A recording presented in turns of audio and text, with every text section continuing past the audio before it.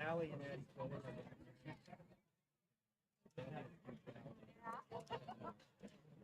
Big Al?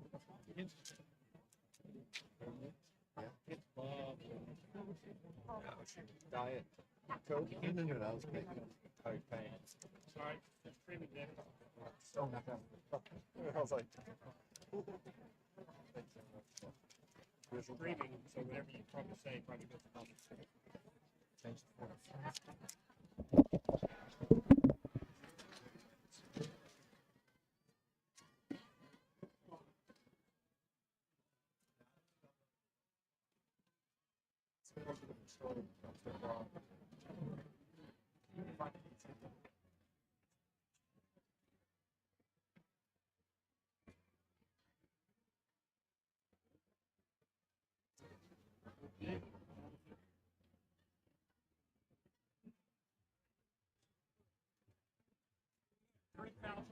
Got make sure they take stuff.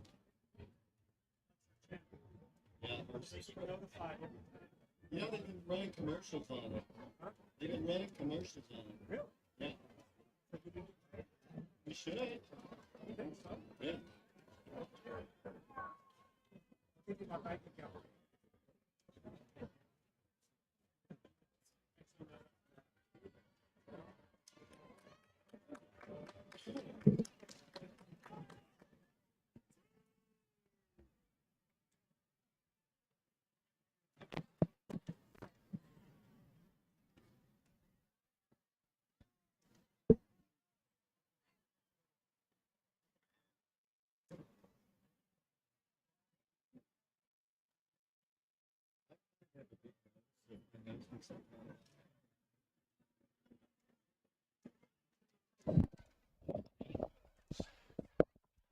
Test, test, test, test, test.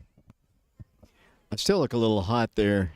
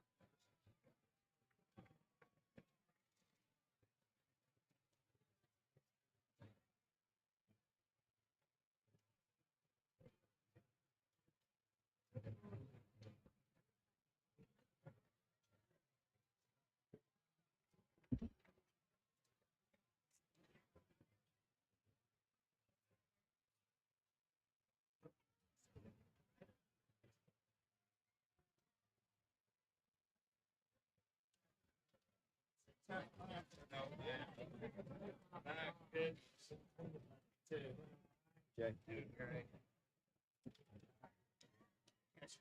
I've been doing better.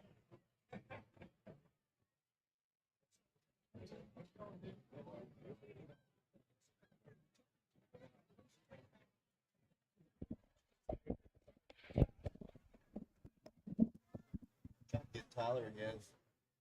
Make it. Yeah. Give me some lame excuse.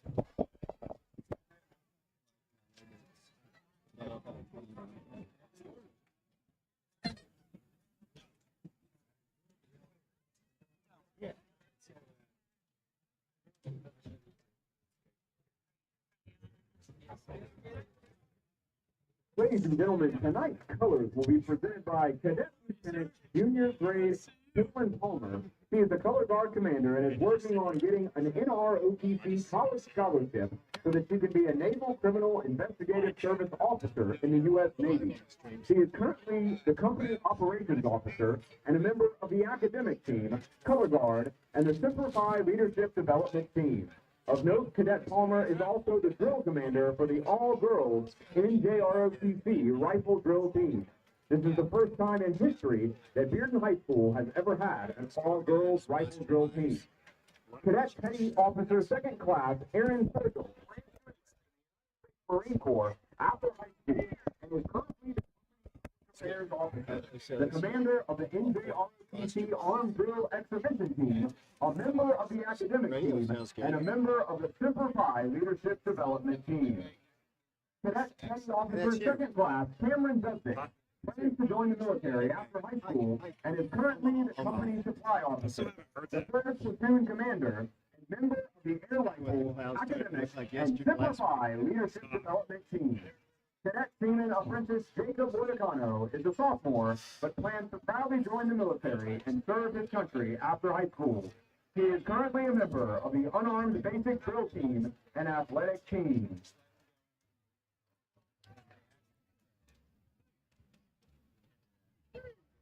Go Wildcats.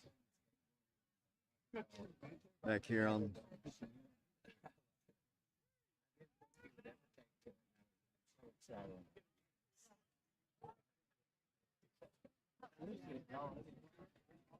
Like I said, they've got here's Coach Green. He's gonna blast me from my head. Oh.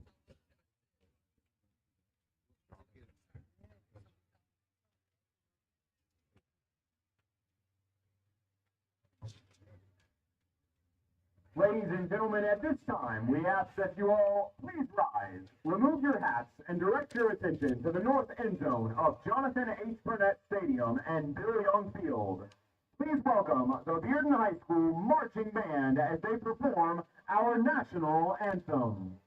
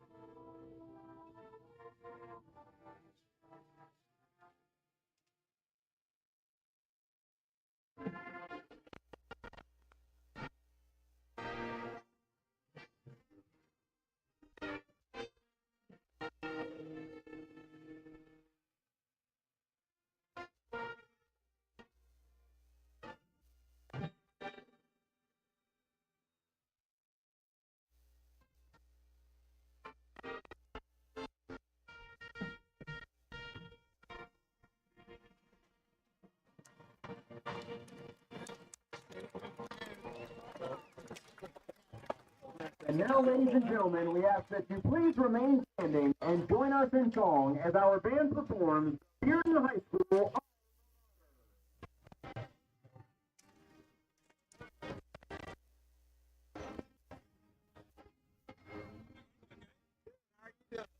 One of the people watching YouTube says like.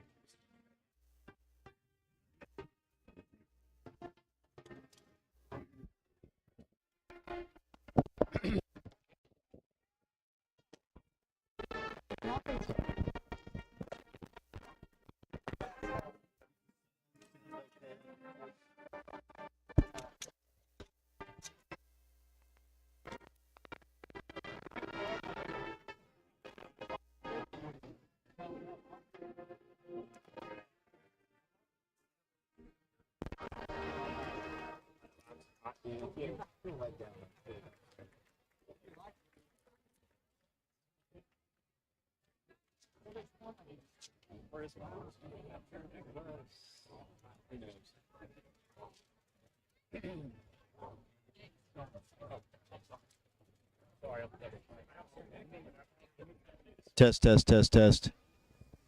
Testing 1 2 3. Testing 1 2. Testing 1 2 3. Testing 1 2 3. Testing 1 2. Testing 1 2. The captain for Bearden, Sam Tummins, Drew Parrott, Ethan Ford, and Trejon Brown. The captains for Oak Ridge, Jay Hundley, Brian Kelly, and Elijah Israel.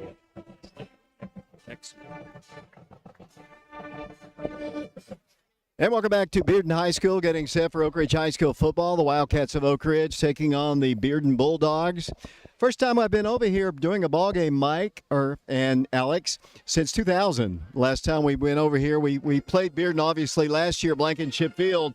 But it's been since 2000 since we've been at Bearden High School. I remember the 1999 ball game we played. It was an overtime win. Adrian Porter connects with Jacob Schneider for a two-point conversion in overtime, and we win as the Bearden Bulldogs come onto the field. The Wildcats losing last year to the Bearden Bulldogs, ending a 12-game winning streak the Wildcats had against the Bearden Bulldogs. This is a very, very good, sound defensive team for the Bearden Bulldogs. The Wildcats look good offensively, had very short fields last week, honestly, because of the poor play, honestly, by the South Doyle Cherokees. It's going to be a totally different kind of a ball game tonight. Yeah, talking to Coach Cummings earlier in the week, it sounded like this was sort of a step up the ladder in competition. He didn't necessarily say those exact words, but I kind of got the hint from this tone, David. He expects these guys to have some athletes, to be good up front, and I expect that things defensively might not come quite as easy as they did last week. Doesn't mean that we won't have success or we can't have success, but certainly I think a step up in competition and very much likely a different sort of game this week. The Oak Ridge Wildcats are about to come onto the field. They're going to have to run through their band, and they're going to right between the middle of it. We're probably not exactly the way we wanted the Wildcats to come onto the field, but that's the way they went, and that's the way they came in. And Bearden band is right in the middle of everything. And Alex, we're about to get set. I think one of the keys, if you remember last year's ball game, the Wildcats struggled mightily for offense in that particular ball game. Struggled big time. The Wildcats actually lost, in my opinion, on really two big plays in that game, and that was really all that happened in that game, and they won.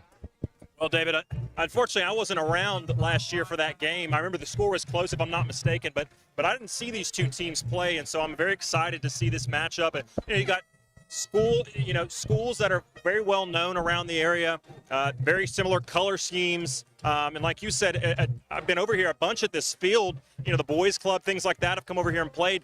But I've never seen Oak Ridge play here. And you mentioned I was a very small kid when Oak Ridge last played. So a couple of weeks in a row now where we're getting to see Oak Ridge playing in different environments where we're not used to seeing them play. Why don't you run down the starting lineups for us there, Mr. Alex Myers? On offense, it's going to be Truett Tex, Elijah Israel, Jermaine Blair, Austin Hill, and Lane Malcody up front.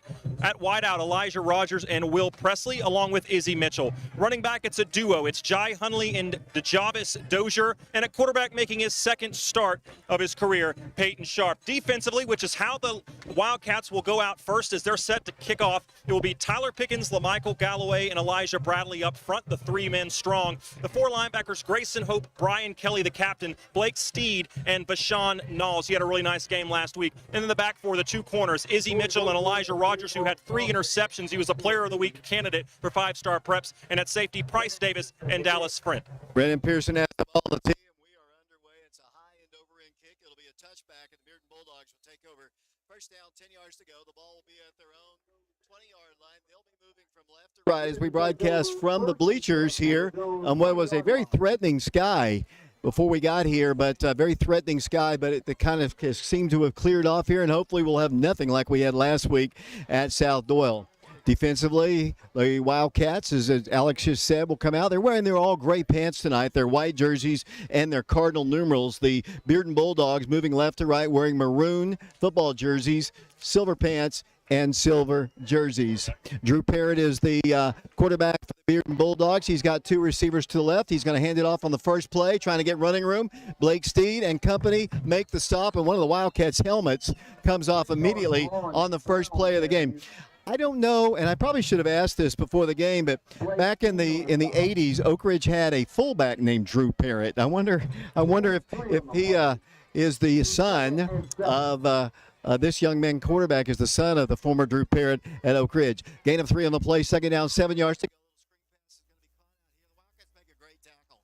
Wildcats make a great stop out there with Price Davis.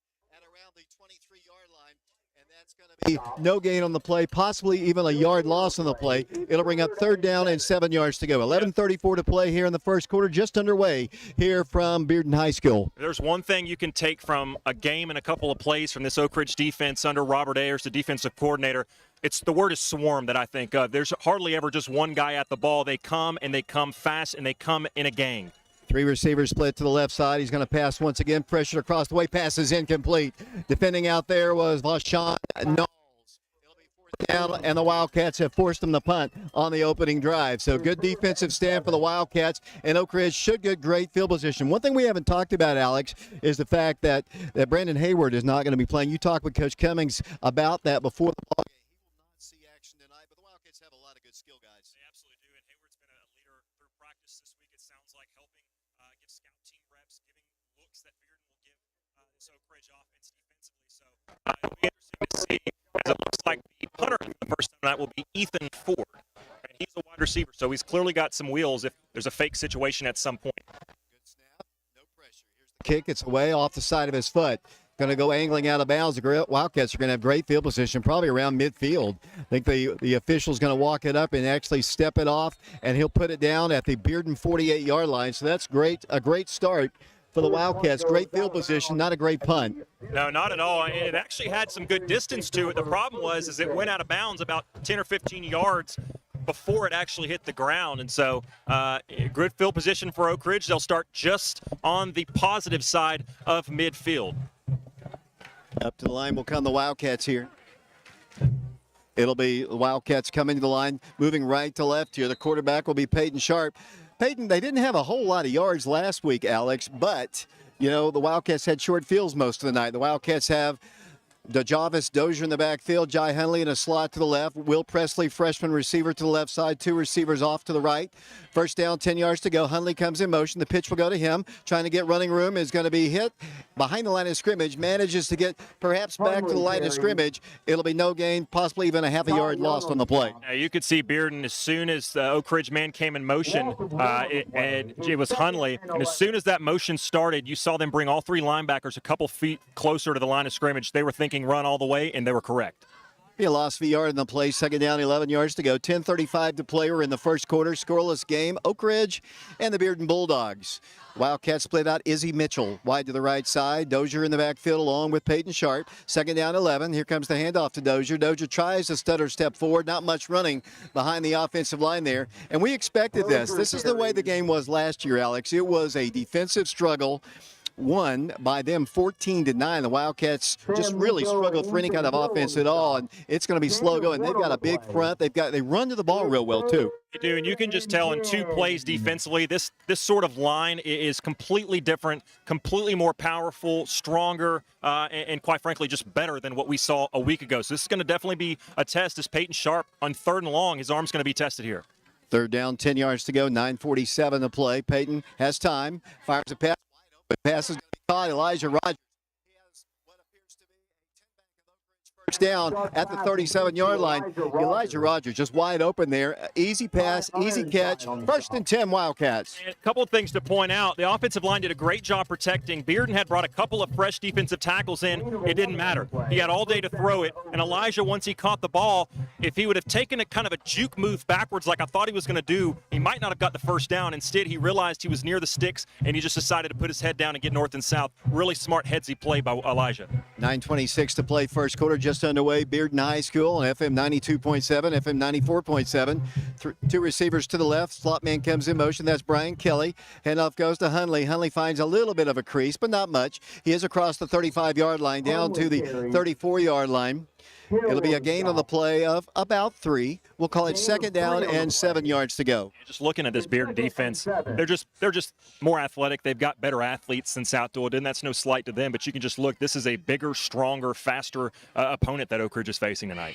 My name is David Clary, along with Alex Myers, Mike Sheehan, Alex Waraxa, Mark Hayes, Shauna Hayes, Josh Frazier, Matthew Charles, and Lee Wexler doing camera work. Brian back at the station. 2nd down, 7 yards to go. The ball up at the Bearden 34-yard line. Sharper quarterback, and his second start as a Wildcat. Hand off to Hunley, looks for a hole, not much there. Does a lot on his own, getting the ball across the 30-yard line. He's tackled it around the 29-yard line. Stutter stepped around the right side of the Oak Ridge line. Elder there on the stop. It'll be third down and short. Yeah, interesting move there by Jai. You saw the blocker, Brian Kelly, go between the guard and the tackle, and Jai decided to bounce it out. But as soon as he got outside that tackle's rear, he bounced it up and got north and south. Looking over the Oak Ridge sideline, the plays are called by the first-year head coach of the Wildcats, Coach Scott Cummings.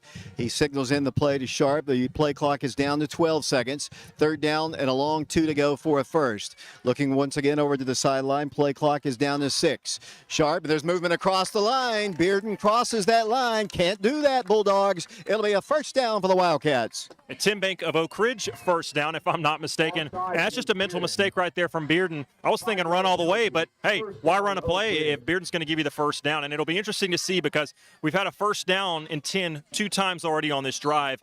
Both plays on first and second down, Oak Ridge has gone with a run. Wonder if Bearden might pick up on that, bring some pressure again, or if maybe Oak Ridge tries to maybe hit him with a play action here. 7:35 to play, taking a lot of time, I guess, trying to make it a slow ball game or a quick ball game, I guess it would be. Slow for the play getting off, but quick for the timekeeper. First down 10, the ball is at the Bearden 25-yard line. Rimbert comes in motion. The handoff goes straight up the middle to Hundley. Cuts to the outside, gets a block, turns the corner at the 20.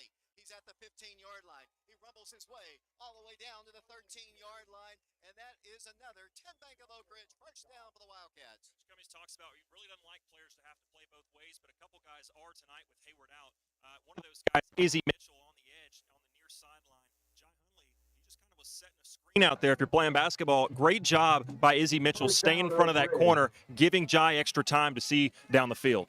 Ball is at the 14-yard line. The Wildcats and Bearden Bulldogs just underway. Scoreless ball game Here from Bearden High School. Beautiful night. Football, very pleasant temperatures here. We're glad you've tuned in, whether on the Radio, on the internet, or on our YouTube channel, Prep Radio. It'll be Peyton Sharp with it. First down, 10 yards to go at the 15. Rolls to his right, pitches to Hundley. Tries to get wide, and he does. Moves the ball up the sideline. Stutter steps his way and pushed out of bounds inside the 5-yard line. I thought they were going to catch him on the edge there, but the guy just did not have nearly the speed. to catch Jai Hundley, and the Wildcats have it. Now, first down, goal to go. The ball is at the 3-yard line. Jai has been a workhorse on this drive. You almost wonder if DeJavis Dozier or Armani Rimbert might come into play because his hands are on his hip. He is worn out. He's had a heck of an effort on this drive, and he's deceptively fast because he looks so big and strong and powerful. You think this is a guy between the tackles, but he's shown you already on this drive with the athlete that Bearden has, he's still able to outrun him. Wildcats first down, goal to go. The ball is at the 3-yard line. 6:26 to play here in the first quarter. The Wildcats forced them to punt on 3 plays. Sharp going to be in trouble. He is going to be sacked. Didn't make a decision quick enough, I guess, for him, and they came on strong. Good defensive play by the Bulldogs. They came in and collapsed in on Peyton.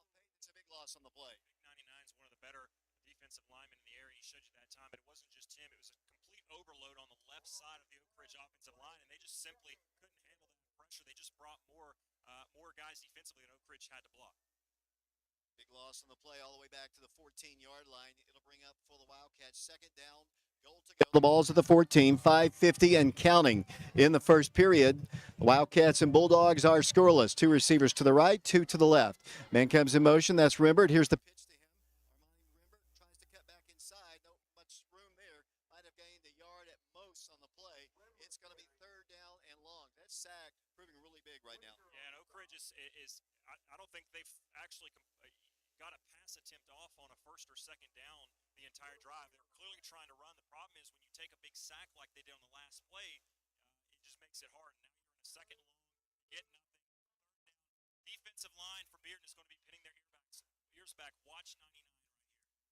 Ball's at the 14-yard line. 5:08 to play here in the first quarter.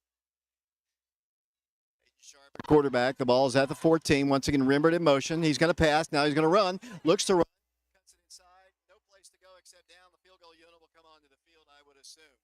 Wildcats had it first down, goal to go. That first down sack, crucial, a loss of 11 on the play. So the Wildcats will send in the field goal unit. It'll be David Wilson to come in to attempt the field goal. It'll put the block down at the 23-yard line, making this a 33-yard kick from the left hash. The holder will be Nehemiah Elmore. The long snapper will be Bryce Palmer. 4:30 and counting here in the first quarter. 0-0 the score. The Wildcats trying to get the scoreboard first. Wilson, the junior, to attempt the field goal. 33 yards. The good snap is good. The Is good. The kick is on its way. It's up, and it looks good as well. It is. And the Wildcats take a 3-0 lead here. 4:15 to play in the first quarter. We'll take a quick timeout. We'll be back in 60 seconds. The new score with 4:15 remaining in the first quarter. Oak Ridge 3, Bearden nothing.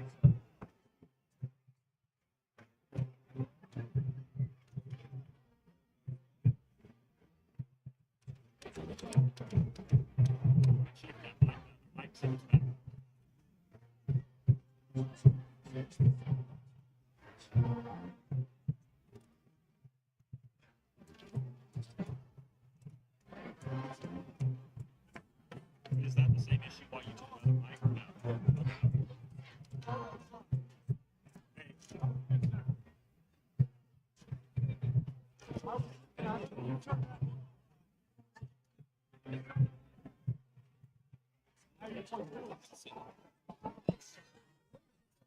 The tweet.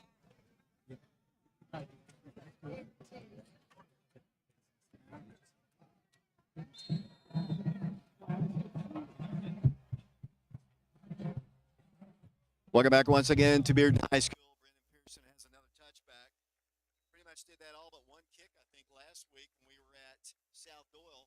Wildcats a good start, a good defensive series. They stop them, make them punt after 3 plays, and then take a short field and take it in for a 33-yard field goal by David Wilson. 3-0 our score, 4:15 to play here in the first quarter. We're on FM 92.7, FM 94.7, prepradio.com, and Oak Ridge Schools Television Channel 15. We're also streaming live on our internet, our YouTube channel, Prep Radio.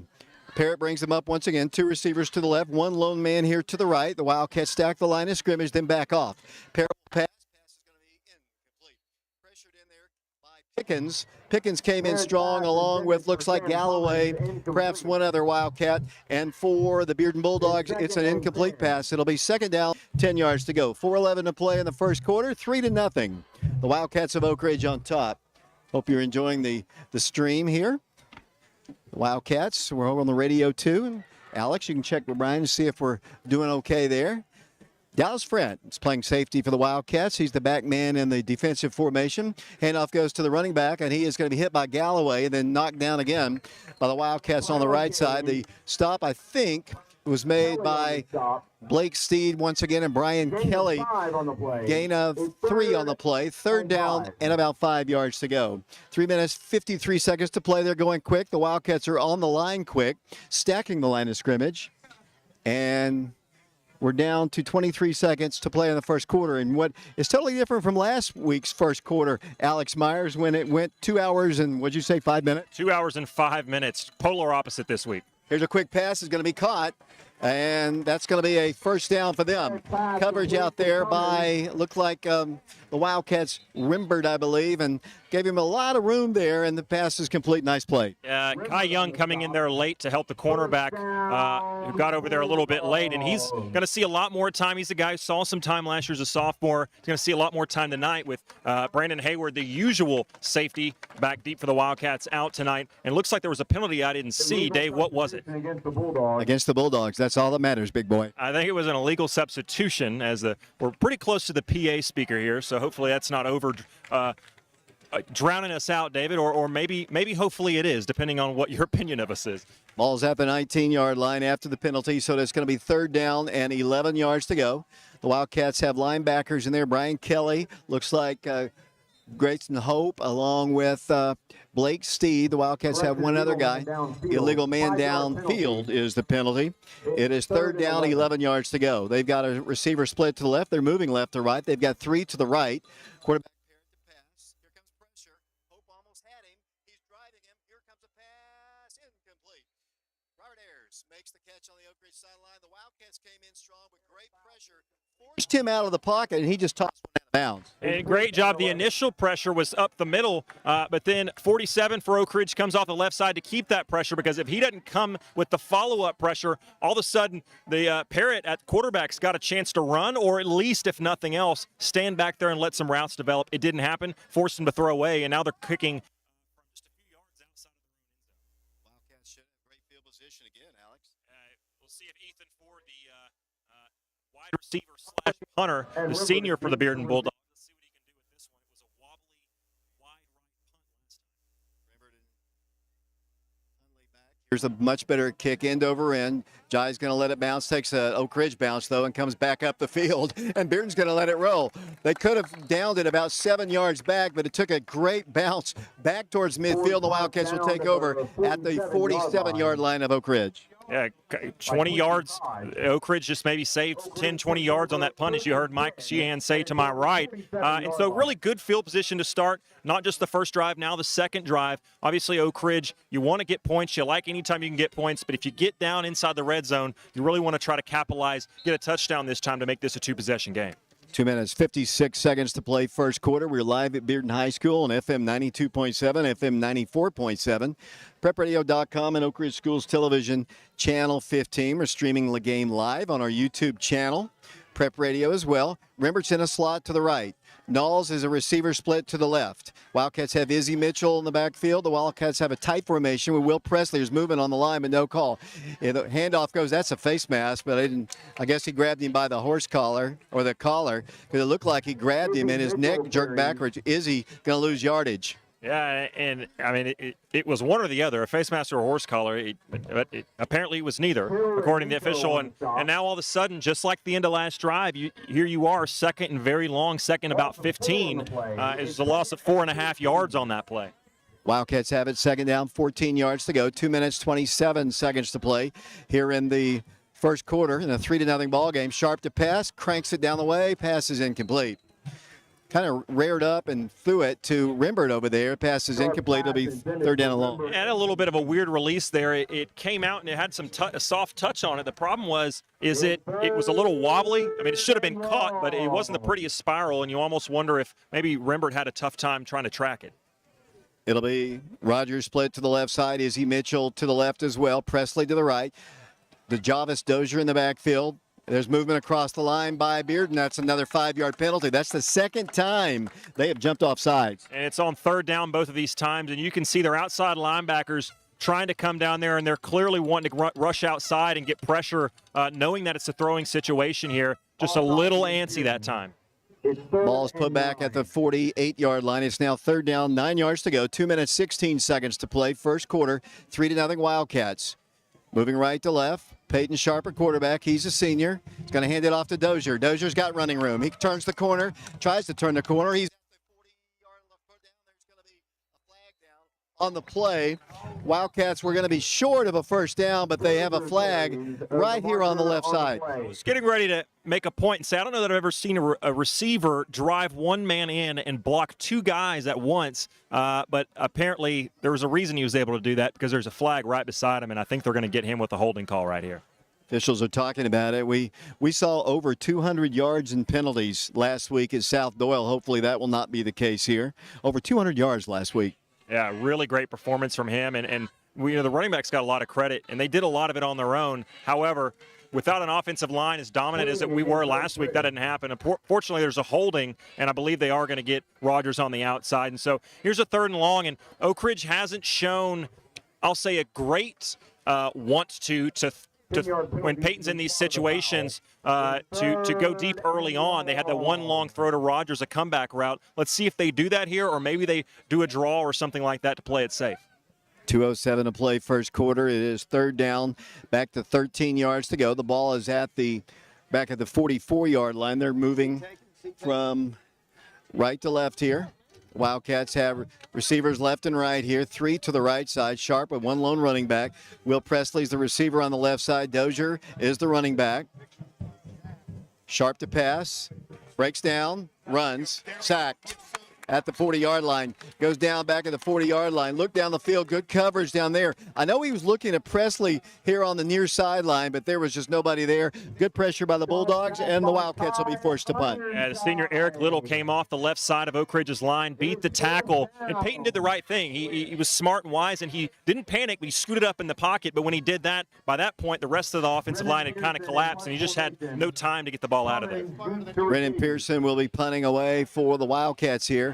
Everybody on the line. 3 blockers back to protect Brennan. Here's the snap. It's good. The punt is away. He gets a high spiraling kick. Fair catch is signaled for and made at the 19-yard line. I noticed last week in the ball game, Alex, they got a lot of pressure on our special teams, especially on the kick teams. We had 3 blockers back there, but Brennan Still, a big boy, he was able to get the punt away. Well, that's a good point you bring up. We'll have to try to figure out, is the snap getting back there a little slow? Is the kicker getting the ball off a little slow? Or is it I think it just looks like they're getting through that front line of the blockers to me. But that'll be something to keep an eye on because, like you said, special teams in a game that appears to be as close as this one is already might continue to be. One special teams play could totally change the course of the game. Yeah, last year it was like 2 big plays that won the ball game for the Bulldogs. 1:21 to play first quarter. Wildcats are on top 3-0. Drew Parrott back in again. Running back, I don't know if we've called his name yet. Jason Thompson is in there off of his right hip. Receivers left to right, one split way out to the far left. High snap, quarterback's going to hand it to the back, and he is hit by Hope and company. The Wildcats' Brian Kelly finishes him off as well. Wildcats in the lead here as we're playing the final moments of the first quarter. It's about a gain of about 3.5 yards. We'll call it 2nd down and 6 yards to go for the Bearden Bulldogs. Bill Young Field here at Bearden High School, named for the former Bearden head coach and the former Oak Ridge coach, Bill Young. He taught me a lesson, or those that were listening last week, David Clary had a history lesson, which I learned a lot about Bill Young. Here comes the hand. Off to the running back. He's trying to get wide. Oh, nice tackle there by the Wildcats. Ball comes bouncing out. They're going to say he was down, though. He'll be short of a first down at around the 36-yard line. That is Thompson on the carry. Blake Steve with a big hit. Somebody hit him really low, and the young man from Bearden is down on the play. 37 seconds to play here in the first quarter. Why don't we take a quick timeout? 3-0, the Wildcats in the lead. We'll be back to Bearden High School following this 60-second timeout.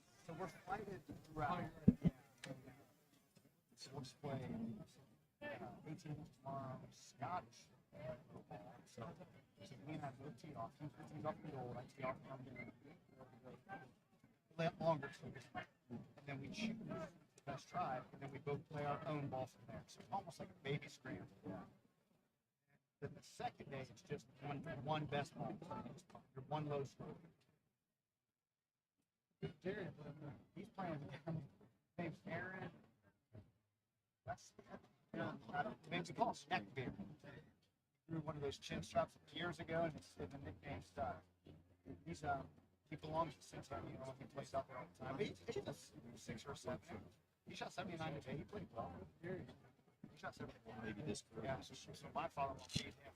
Not now. He's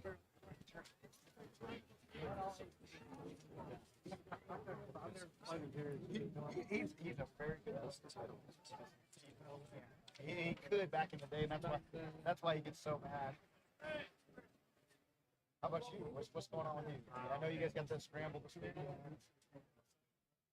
See what's good. Welcome back once again to the Fox Insurance Group coverage of Oak Ridge High School football here at Bearden High School. Unfortunately, the Bearden player is still down on the play. I want to remind everybody that Jim Norman is another long tradition of excellence. The law firm of Joyce Meredith Flitcroft Norman, PLLC, and Joyce Meredith Flitcroft and Norman Title Services are a full-service law firm in Oak Ridge, serving the Wildcats and the city of Oak Ridge for nearly 70 years. Give Jim a call at 482-2436. And you know, there's another event that we want to plug. If I can go ahead and take this moment to John Spratling, athletic director at Oak Ridge High School, or Oak Ridge Robertsville Middle School, excuse me, has got an event coming up surrounding the Oak Ridge 85, and we'll get more about that here in the coming minutes, as looks like both teams are headed back on the field. Well, I'm trying to figure out if I have time to do this. Just wanted to give a shout out to them. It's their community event coming up on September 10th of this year, honoring the National Civil Rights Award-winning Scarborough 85 students who desegregated Oak Ridge High School and Robertsville Junior High School back in September 6th, 1955. It's their 67th anniversary coming up. We want to remind you about that. Thanks a lot there, Alex. It'll be for the Bulldogs, 3rd down and 8. The Wildcats stack the line of scrimmage. Quarterback hands it to the running back. Boom! He's knocked down in the backfield back at the 25-yard line, and the Bulldogs will be forced to punt once again.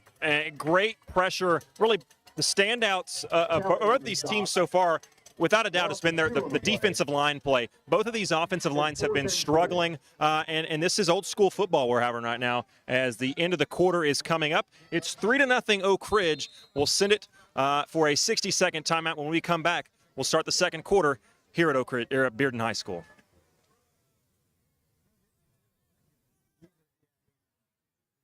At the end of the first quarter, the score Oak Ridge 3, Bearden nothing.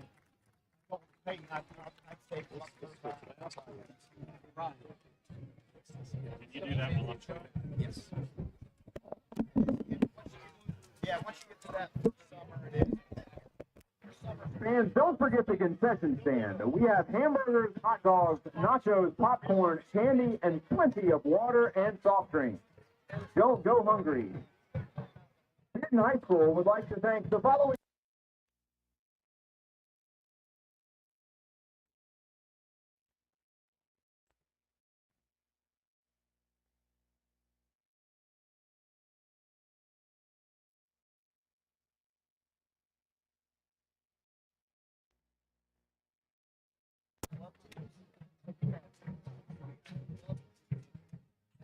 Time to do it.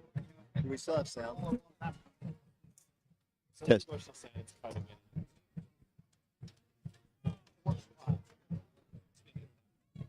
Welcome back once again to Bearden High School. It'll be fourth down at about 4 yards to go here. Alex, sitting in the bleachers is always fun. It's definitely a different environment than being kind of behind that quiet glass we were stuck behind last week. Oak Ridge has 2 punt returners back. It's Rimber as well as Jai Hunley.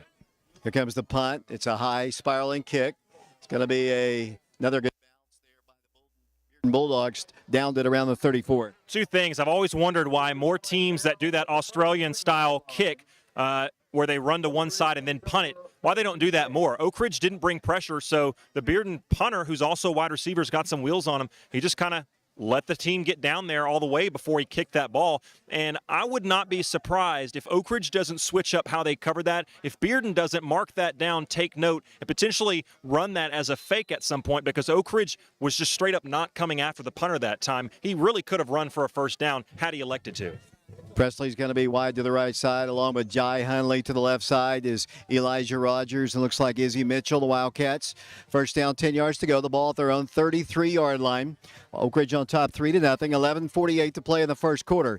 Peyton Sharp to pass. Across the way, pass is caught on a great catch by Presley. There's going to be roughing the passer in the backfield, too. As soon as Sharp delivered the pass, he got hammered. I think they're going to call roughing the passer. Yeah, it's got to be, because it wasn't where the offensive line was. It was where Peyton was laying down. And I want to commend the freshman wide receiver on a great catch, because he was falling down, kind of bobbled it, and there was a Bearden Bulldog running right at him, nearly hit him. A lot of concentration it took to do that. And the best part of that is, I believe that will – no, it's not going to tack on. So it's a 15-yard penalty, but they're going to go with the spot of the catch. Nice spot on one of the wide receiver, the freshman's first catches of the year. And that'll be another 10 bank of Oak Ridge first down, 3-0 our score. It was a dead ball foul. The pass was delivered, so it is a dead ball foul all the way down to the 39-yard line, where it'll be first down, 10 yards to go. 11:43 to play first half. 3-0, the Wildcats in the lead. Oak Ridge leads the all-time series with Bearden 15-3. All-time. The first game took place in 1968. The Wildcats won that game. Bearden won in 69. As it'll be first down, 10 yards to go. 2 receivers split to the right, 2 to the left side as well. Peyton Sharp from the 39-yard line of Bearden. Quick pass, Presley again on the catch. Got a block from Hunley. Not a lot of yardage there, about a yard. And it'll be for the Wildcats, second down and 9 yards to go. Quite frankly, Jai's lucky that he didn't get called for a holding there. He kind of had the guy hooked, but wisely, and when he realized it, he kind of let go real quick, and the official a little bit generous there. It could have been a penalty on Oak Ridge, but thankfully it's not. But again, Oak Ridge, really since that first drive, hasn't had a lot of success on first down when they've been trying to run the ball or do those real short passes. Second down, 9 yards to go. The Wildcats moving left to right here, wearing their road white jerseys. Gray pants, the Wildcats. Play clock down to 10. 10:46 to play in the first half. 3-0 Wildcats. Here comes the handoff to Dozier. Not much there. He is going to be stacked up with the line. Might have lost about a half a yard. Wildcats slow going right up the middle. I think the Wildcats have the speed on the corners if they'll get to the corners there. Wildcats, we have beat them on the edge a couple of different times. Wildcats trying that front, and that front's hard to get through. They are when you're running straight at them, like you said. One thing I noticed is Bearden almost jumped again on that play. We've seen him jump on third down a bunch. That time it was second down. They are very, very aggressive up front. I think Oak Ridge could have some success with the screen game or maybe some misdirections if they could protect long enough to make that happen throughout the night, because they are very jumpy up front. Third down, 9 yards to go for the Wildcats, moving left to right. Here comes Peyton to pass. He's in a lot of trouble. He's got to be sacked again. Try to look down the field there to Rogers, but he was covered. Great coverage there, and the Wildcats will be forced to punt. Ethan Hill, who's listed as a freshman, looks much more like a third or fourth year high school player, and it really was taking on 2 or 3 Wildcats, and they stood no chance as he blitzed, came right from that defensive tackle position, really playing right over the nose guard. And interesting, Oak Ridge is going to elect to trust the punt team here and try to pin Bearden back and play field position, as they're going to punt from the Bearden 43. Yeah, they want to put him inside the 10. Fourth down, 14 yards to go for the Wildcats. Wildcats with 1 blocker this time. They still get a lot of pressure. It's a short kick. It's going to go bouncing and going to roll inside the 10 and go dead at around the 8-yard line, closer to the 9, and that's where Bearden will take over. It's been a field position battle so far here, Alex. The Wildcats have had the better field position for sure. Bearden has not. No, and we've got one of these teams has Brennan Pearson punting for him, and the other one doesn't. And I'll take my chances with Pearson, as right there pins him inside the 10. It took a late bounce that actually went against Oak Ridge for a second. It looked like it was going to go inside the 5. Nice job by the punt coverage unit getting down there and downing that. And as dominant as Oak Ridge's front 3 has been with that defensive line, you almost want to see, could you get some pressure, maybe get in the backfield? You know, this close to the end zone, mistakes can sort of compound on you if you're an offense. Quarterback's going to pass is going to come, and then a big stick by Elijah Rogers separates the receiver from the ball, and he has got his head down on the turf. Rogers with a kidney shot, and it's 2nd and 10. That's Ethan Ford. That's their punter, and obviously you can make some plays in space, and they're wanting to get him the ball, and that poor kid is hurting right now. That was a great hit, a textbook hit by Elijah. You know, it wasn't dirty, anything malicious. You never want to see anybody get hurt, but that was a lick he just put on him from the other side. 9 minutes to play here in the first half. Another timeout, an injury timeout. 3-0 Wildcats. We'll be back to Bearden in 60 seconds.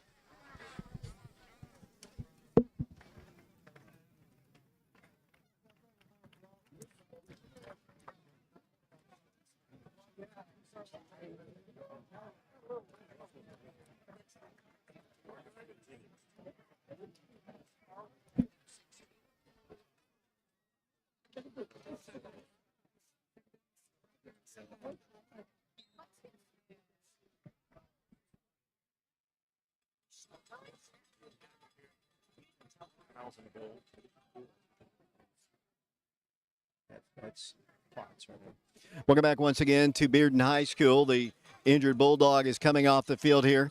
Second down, 10 yards to go. The ball is at the 9-yard line. Bulldogs moving right to left here.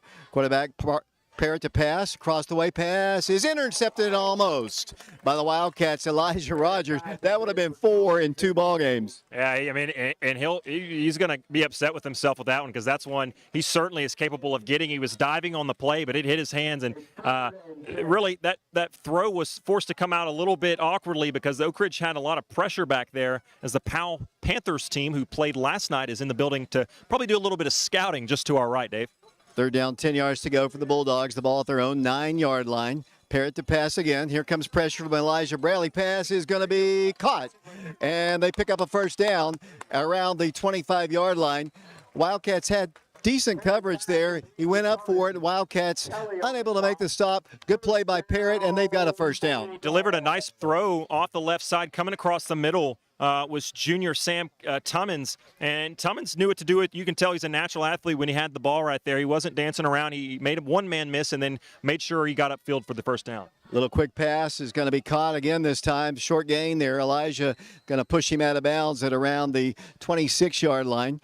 Down to 8:30 to play here in the first half, and a very fast-moving first half. Last week, we were probably not even halfway through the first quarter. Yeah, I mean, well, we're mid lightning delay at this point, probably, unfortunately, and this is a totally different ball game. Oak Ridge had a lot of success on the ground tonight. It's been a little bit different, but I'll tell you one thing: we haven't talked about it. Oak Ridge, the penalty issue, totally, I don't want to jinx it, totally different ball game from that standpoint than it was last week. Second down, 9 yards to go. Hand off to Thompson once again. He tries to get outside. He does. Picks up a first down, moves the ball across the 35, up to the 39-yard line. That was Ironside, actually, who carried the ball. My apologies. It'll be a first down run for the Bearden Bulldogs. Last year, Bearden won on 2 big plays. It was a 14-9 ball game at Blankenship Field. And their offense, I think they have some skill guys, but I think we have better speed here. We've got to take advantage of it. Yeah, they looked, honestly, they look a little bit thicker and stronger, but definitely we look like the faster team. There's a big stick at the line of scrimmage. They move the pile forward for a gain of about 2. Wildcats met the ball carrier right in the center. One of the Bearden helmets comes off this time. That's Ironside. He's going to have to come out of the game because his helmet popped off. It'll be a gain of 2 on the play. Second down, 8 yards to go. 8 minutes to play. Both teams making it a very quick ball game. Absolutely, and neither one of them really running at a quick pace, but there's been so many short throws and runs, the clock is just ticking away. Parrott once again will pass. Little pass across the way is incomplete. It was dropped at the 47-yard line, so it'll bring up third down and 7 yards to go. Not that we look like Mike Leach out here on offense, but Bearden, their route tree, it doesn't have a lot of branches from what I've seen. You've seen a couple of comebacks, and everything else has been wide, coming back towards the middle, slants, posts, things like that. Interesting. They haven't really taken a real deep shot yet. I'd be interesting to see their arm. Let's go ahead and take a 60-second break as Bearden's going to call a timeout. Back in 60 seconds. Fans, be sure to drop by the Spirit Shop to purchase all of your Bulldog gear. There is something there for everyone. Shirts, caps, footballs, and decals.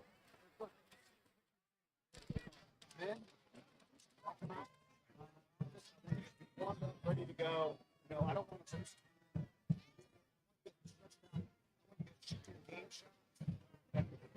as soon as I come out, we're going to start. It's like this.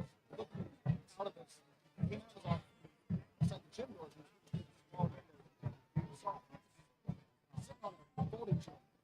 The guys were just thinking the ball. They just launched the ball, trying to make. They were like this.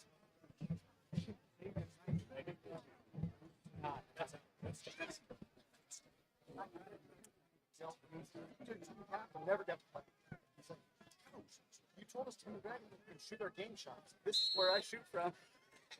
And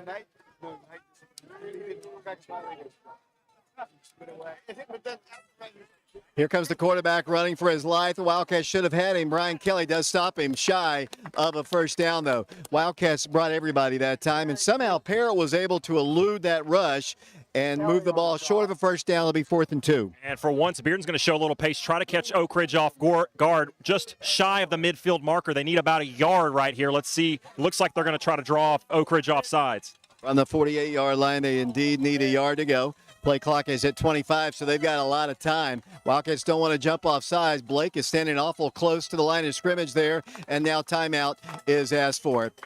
Wildcats on top 3-0 here, and the Wildcats did the good work. They just stood their ground, didn't move, and the Wildcats forced a timeout. And I'm interested, though, because to me, if that was strictly to draw them off sides and they knew they were going to punt, they would have let the clock expire, taken 5 yards and punted.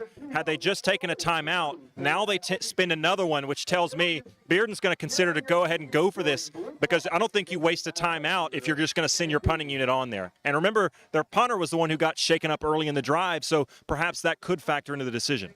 7:05 to play here in the first quarter at halftime. I think Alex is going to speak to Aaron Green, the head basketball coach at Oak Ridge High School. I know they got a big golf tournament coming up here. We'll have the halftime statistics from Mark and Shauna Hayes. We'll hope you'll stay tuned for that. Alex, what else you have up your sleeve? I guess you'll have to stay tuned to find out, Dave. We'll have the scoring summary maybe by Big Mike Sheehan over there. Won't take as long as it did last week, that's for sure. Here come the Bulldogs out on the field. They will be in formation to go forward here. Wildcats with 5 on the front, 6 on the front. Parrott is the quarterback once again. They have one lone running back, 4th and a yard to go. Handoff goes to that back, and there was holding, but he was able to get a first down. They move the ball across the – just went around the left side, Wildcats put everybody up on the line. They found a hole. It'll be 1st and 10 for the Bulldogs. Bearden's Bulldogs are similar, running backs, are similar to Oak Ridge's, and I like what they're doing. They don't have quite, they're not as good as Oak Ridge's running backs, I'll be honest with you, but they do a lot of the same things. They get upfield, and they run with lean, and when you hit them, typically they're falling forward. First down, 10 yards to go. The ball is in Wildcat territory at the 40-yard line. Once again, number 22 is going to bull his way forward. He's a powerful guy. He might not be as fast, but he's powerful as he gets the ball across the 35 up to the 33. That's a really big gain. Grayson Hope on the stop, but not before he picked up 8 yards. I'd keep feeding him. I would have left him in there and just played him until the wheels fall off, if you will, but now they've got an even bigger back in Ironside. Once again, they're going to hand it off. Once again, the Wildcats hitting this time. Going to be about a half a yard short of a first down. It'll bring up 3rd down and a yard to go. LaMichael Galloway on the stop. 3rd down, 1 yard to go. 6:11 to play here in the first half. The Wildcats on top 3-0. Needing 1 yard, showing the willingness to go for it on 4th earlier in this drive. If I'm Bearden, I'm not messing around. I'm sticking with the horse, the girl that got you to the dance, if you will. I'm running this 2 more times if it takes that. I would not be surprised. If they start trying a little trickery or going something outside, I think that'd be a mistake. Run the 31-yard line. Man does come in motion. Parrott at quarterback. 3rd down, a yard to go. He's going to hand it off to the back, and he's got a big first down. Moves the ball. Rumbles his way across the 25 up to the 24. Just power football right now. The Wildcats have no answer to this point. And I think we mentioned it earlier.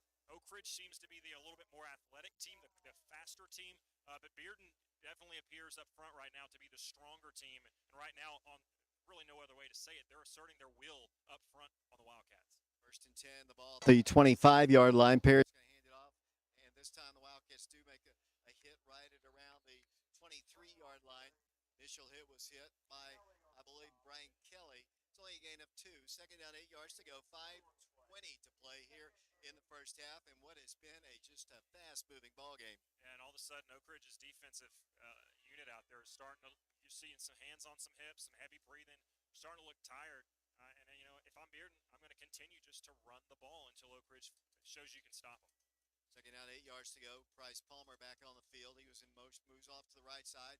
This time Brian Kelly's going to make the stop at around the 20. The initial tackle was missed by the Wildcats, but Kelly used his good side-to-side speed to come over and make the stop at the 20-yard line. It's going to be 3rd down and about 5. Nice shot by Kelly. Price Palmer coming in there late to help seal the tackle. Oak Ridge getting some fresh legs, as many as they can right here. Now it's 3rd and we'll call it 5 or so. So now all of a sudden, for the first time, Bearden not in an automatic running situation on 3rd down this drive. Whistles blow. It looks like we're going to have another timeout. We've got 4:28 to play here in the first half. 3-0 Wildcats. When we come back, it'll be 3rd and 5. We'll take a quick timeout. We'll be back in 30 seconds.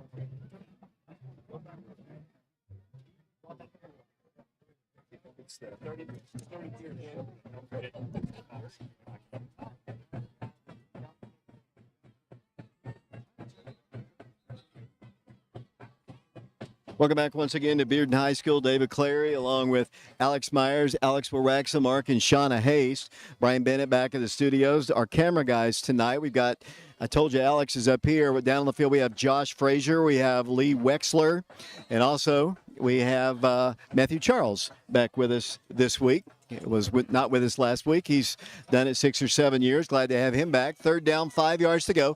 Ball at the Oak Ridge 25-yard line. They split out 2 receivers to the left. Parrott is the quarterback, Drew Parrott. 3rd down, 5, 4:28 to play first half. Knocking on the door here at the 20-yard line. Parrott's pass is caught. There's a block in the back, no call. Good pancake block. He's going to move the ball inside the 10. Tackled at the 3. Price Palmer got knocked down. A great block out there to spring him for big yardage. Yeah, nice blocking on the outside right there. And Bearden's athletes, we talked, may not be quite as fast on the edge as Oak Ridge but they get upfield and they don't dance around, much like we talk about Oak Ridge is doing, and they know what to do with the ball in their hand. And all of a sudden, here we go, 1st and goal, Bearden. at the 7-yard line. Receivers left and right. One lone running back. Parrott's going to hand it to him, and he goes into the end zone. That's a touchdown. Flags are down on the play. Might have a hole in the middle part of the line. The flag went right in the middle of the field there, and they put the flag down at about the 3-yard line. Let's see what the call is. He just rumbled around the left side. Bearden clapping, so I think it's going to be a touchdown. I think it's going to go against Oak Ridge. I didn't see what it was. You wonder if it might be a face mask. I don't know what else it could be at that particular spot around where Oak Ridge's linebackers were. It is going to be a face mask against Oak Ridge for sure. So it is a touchdown. So with 3:59 to play in the first half, it is now 6-3. Bearden on top. As we broadcast here on FM 92.7, FM 94.7, prepradio.com, and Oak Ridge Schools Television, Channel 15. They'll go for the extra point here. 6-3 our score. The Wildcats laid a man off the field, and the officials are ready, and they'll attempt the extra point. Low snap, no pressure. Kick is on its way. It's up, and it's good. 7-3 our score. Back in 60 seconds.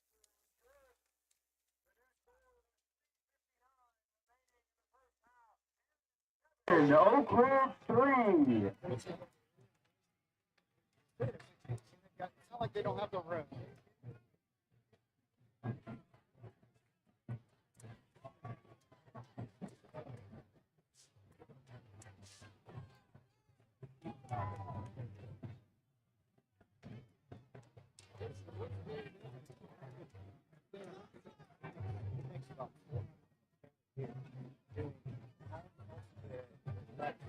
He runs a business instead of Patriot. You know, the Caleb Mullins out of the country club. He actually hired Jerry out of the golf business. And then Jerry he basically said, "Holy shit, I see how easy this is."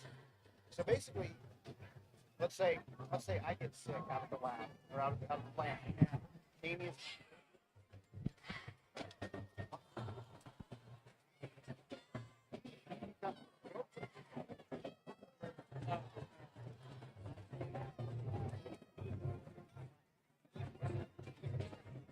And we definitely appreciate Dr. William Linehan, Dennis, and all of our sponsors of our broadcasts here on FM 92.7, FM 94.7. Wildcats find themselves down for the first time this season. 7-3 our score, 3:59. Because of the penalty, they kicked off from our end zone, our side of the field, and he kicks it away. So the Wildcats will have it at the 20-yard line here. It'll be 1st and 10. The Wildcats have got, in my opinion, I'm not a football coach. I'm just a guy holding a microphone. I think the Wildcats can beat them on the outside. I think the Wildcats need to take some shots down the field as well. They were able to run the ball quite effectively last week, and I think they could do the same thing, but they need to get outside. That nose tackle for them is just a beast. I got you. I think that's part of the problem. You wonder, does Brandon Hayward not being in there affect maybe the confidence of the play calling or even the quarterback play saying, who can I just throw it up if I get in trouble? But the other part of that is because of that defensive line, how quickly they're getting back to Peyton. He doesn't have a lot of time for these long routes to develop. If they can get some guys on the outside with the ball in space, I like Oak Ridge's chances, like you said. Here comes Peyton handing it off, and it nearly Fumble the ball, picks it up. he actually did fumble it, but he was able to grab his own fumble at the 20-yard line. It'll be no gain on the play. 3:50 to play. Their defensive line, we talked about this in the pregame. Their defensive line is really, really stout. The Wildcats had trouble moving the ball against them last year. They're just so much bigger than Oak Ridge. But I'm telling you, the speed is going to be the key here. You got to get the ball out there to Elijah, get him the ball and get it to Jai somehow, and then that'll open it up for Dozier. Here comes Oak Ridge, 2nd down, 10 yards to go. Peyton Sharp, a low snap. Once again, nothing, right up the middle. And that nose tackle is going to just clog it up all night. It'll be Rimbert there on the carry. It'll be no gain on the play. 3rd down, 10 yards to go. Interesting back-to-back calls right up the middle. The first play, they tried a little bit of a misdirection. It wasn't full. That time, there was no misdirection. They just ran right at him. And Big 52, whose name we should say is Ethan Hill, he's in a highlight type of game here in the first half. It'll be 3rd down, 10 yards to go, 2:50 to play. Peyton rolls to his left this time, has time to fire a pass. It's going to be incomplete. a little bit short at around the 27-yard line. Didn't get a whole lot on it.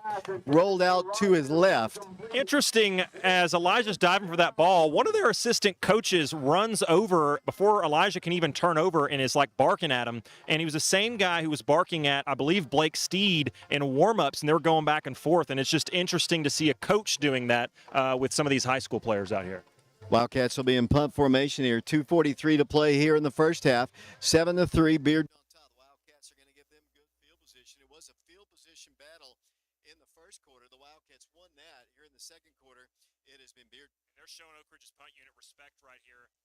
Way back inside his own 40 is the return man. Here comes the snap. The punt is away. Wobbly kick off the side of his foot because that's all he could do just to get it out.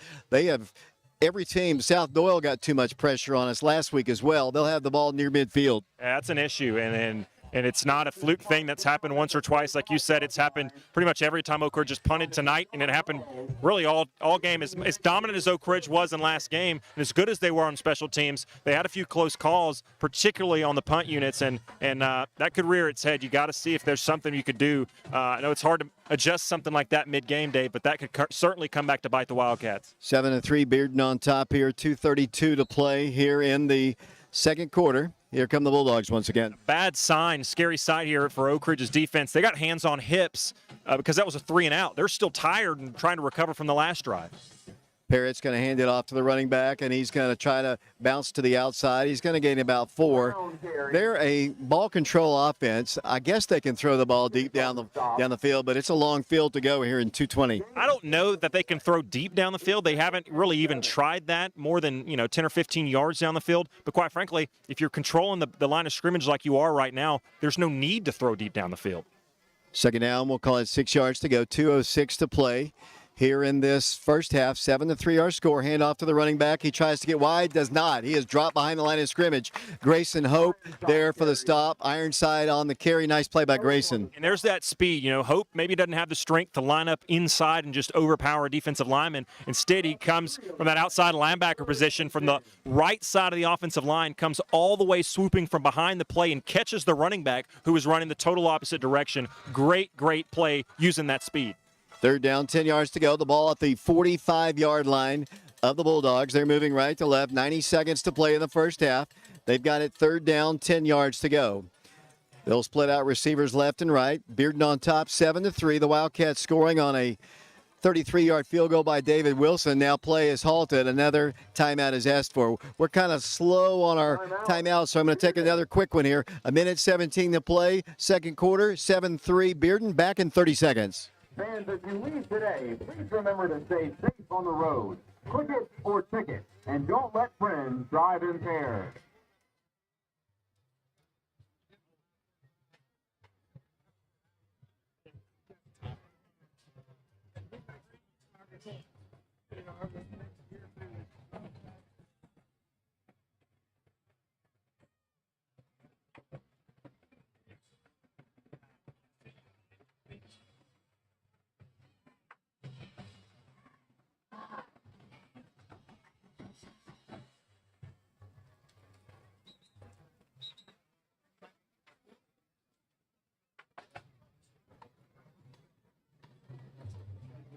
David Clary back here along with Alex Myers here. We're about 1:17 to play before the first half comes to a close. The Wildcats down 7-3. Bearden has it third down, 10 yards to go. Parrott at quarterback, receivers left and right, one lone running back. Now he's going to be a receiver. Here comes pressure. There was holding. Here comes Parrott. He's in a lot of trouble. Rolls to his right, fires a pass. Almost intercepted by Elijah Rogers. It'll be fourth down. Wildcats had good coverage down the field, got good pressure on Parrott, and they'll force them to punt.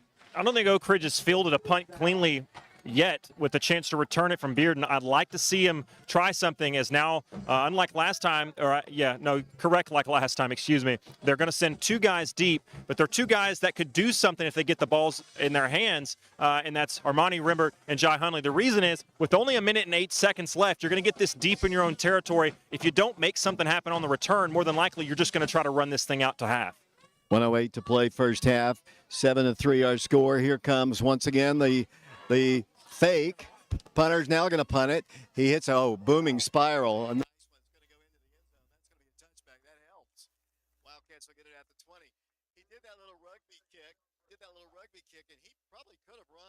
once again for the first down. At some point, it's going to happen. You can see it coming, and it'd be dumb not to at this point. I mean, really, like you said, he could have done it that time. Decided not to.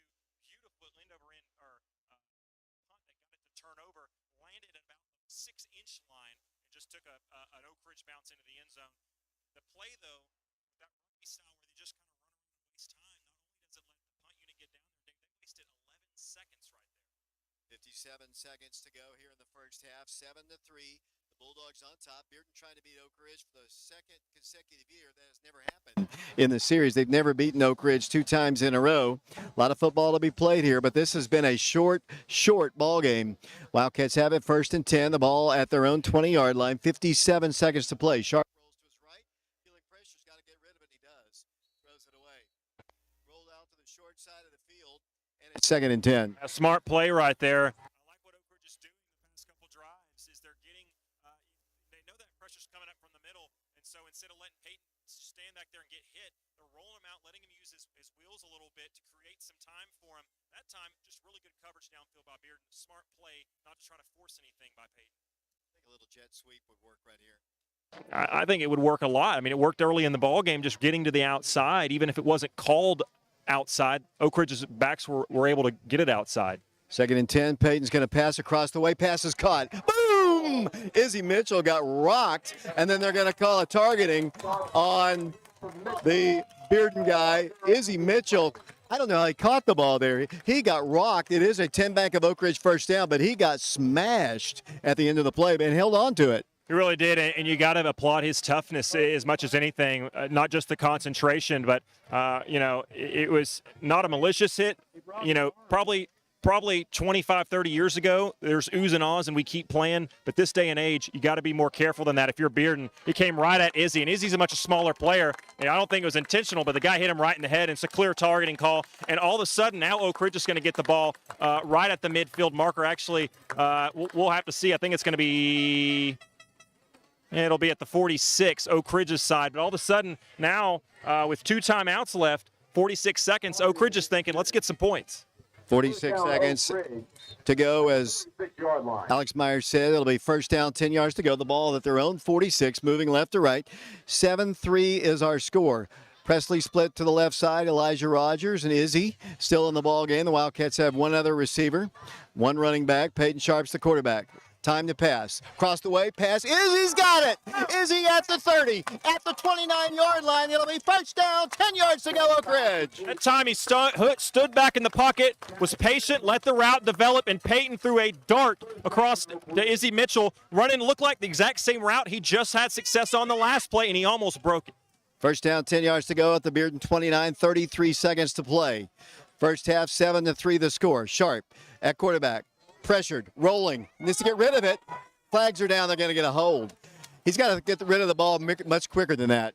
Yeah, and I think they're going to decline the penalty and make it second down instead of repeating first down, because that's going to be a loss of right at 10, so you might as well just make it second down. Coach Cummings visibly upset down there on the field, and, hindsight's 20/20. You almost wonder after that big play, should Oak Ridge have called a timeout to regroup and try to figure out what their next move was, but unfortunately, penalty bites Oak Ridge. And it's going to be walked back to the midfield stripe, and they'll put it down there. 23 seconds to play.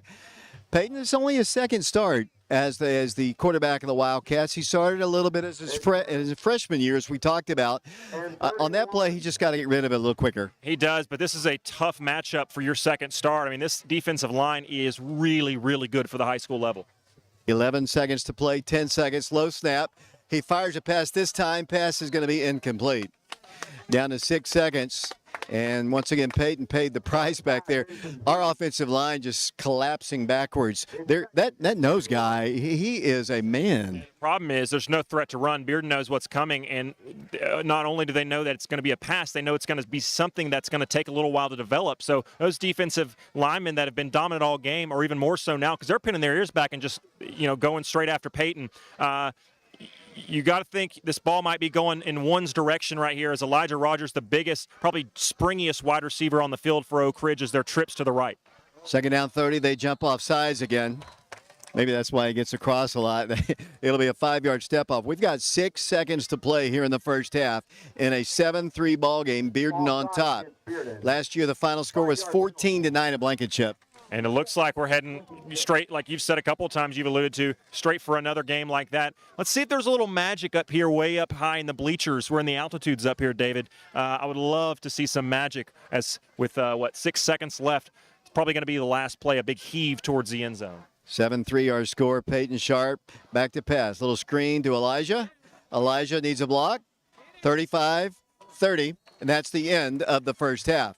Wildcats got on the board with a field goal in the first quarter. Bearden scores a touchdown in the second, and that's all the scoring we've had. We'll have a complete scoring summary coming up in a bit. 7-3 our score. Alex Myers, your thoughts on the first half? It was really old school football. If you're a fan of the newfound offenses and high scoring, you probably didn't like that. If you're like me and you like tough, gritty, hard-nosed football, defensive struggles, this is what you got right here, and you're loving what you're seeing. Unfortunately for Oak Ridge fans, they're down. The good news is it's just by 4 points. This has been a tough battle, and you get the feeling that neither one of these teams is going to give very much until the game. The scoreboard's at zeros at the end of the game. 7-3 our score. We're going to take a break here. We'll send it back to Brian Bennett. You're listening to the game on FM 92.7, FM 94.7, prepradio.com, Oak Ridge Schools Television Channel 15. We're streaming the game live on our YouTube channel, Prep Radio. The Wild Band is about to play here. 7-3 our score. We'll be back in 3 minutes. Coach, you want to talk? Of course he doesn't. Is it too late to promote that tournament?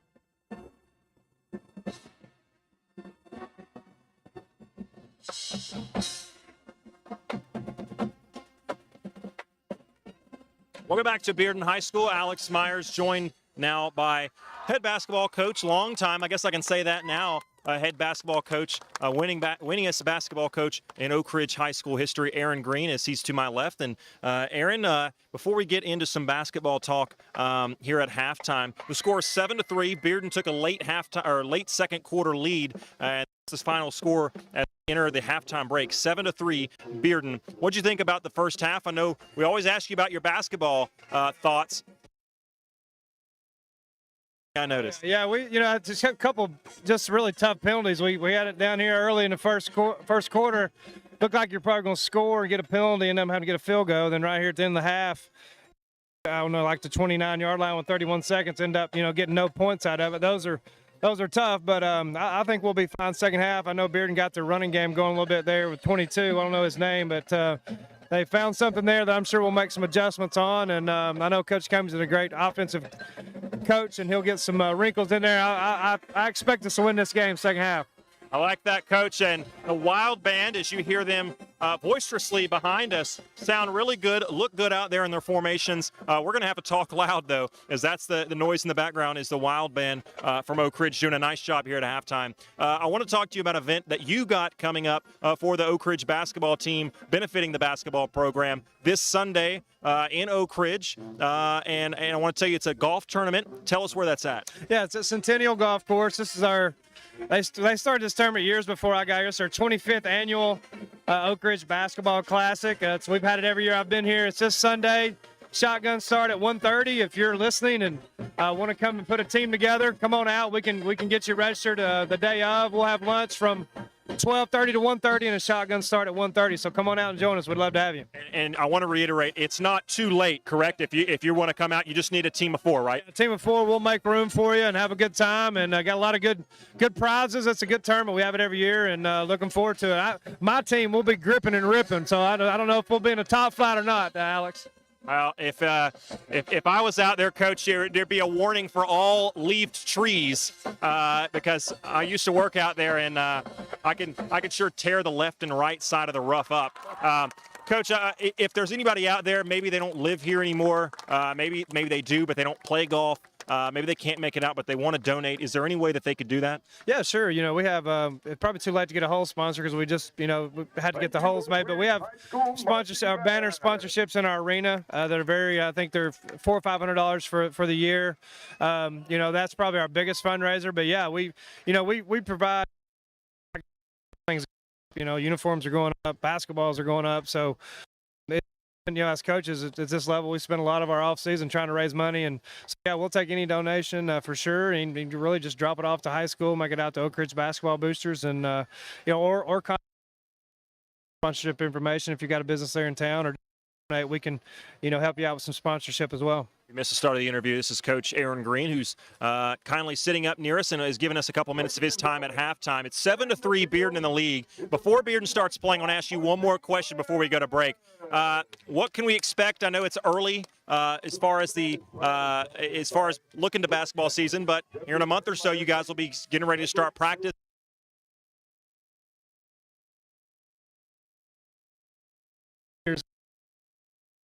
That's one of the better senior classes. But I've been very pleased. Through the off season with our guys, we've gotten stronger. We're going to have a lot of new.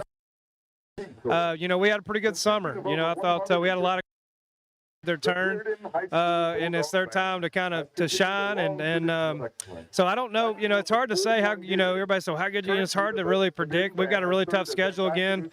Our guys are gonna play hard. They'll be very unselfish, and I think we have a chance to be pretty good when it's all said and done. But it may take us a little while to get it going with so many inexperienced guys. Well, they're not really inexperienced, but from a varsity standpoint, inexperienced. But very pleased with what I've saw. So we got lots of new faces, and so I'm very excited about this season. Coach, just to make sure before I let you go, in the second half, you got the Oak Ridge Cats, right? Yeah, I got the Cats. I think we'll slow down that running game. They got it going there, got that score. I think we'll limit them, and then I'll see us.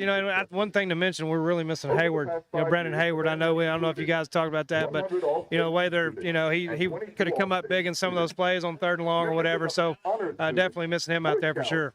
All right, let's take a break. It's 7-3. Thanks, Coach Green, for joining us. 7-3 at halftime. We'll be back in 3 minutes to Bearden High School. The students are represented by drum majors Jackson Shriver, Brian Utomo, and Mustafa Akmawazi.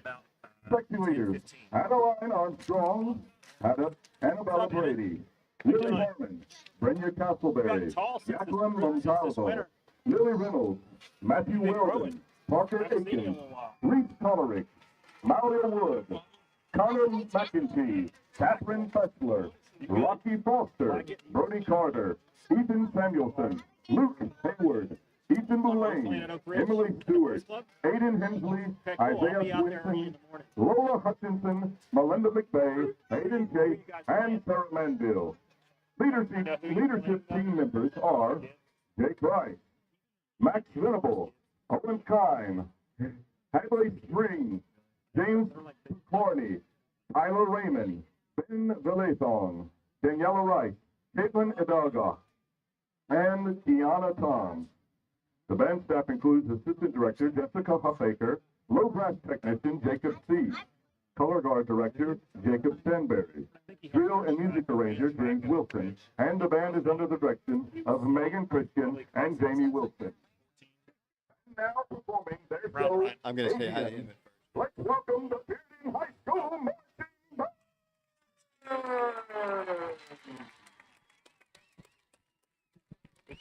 Get it back to the screen.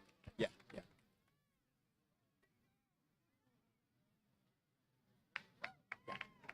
We got to get about 7 minutes.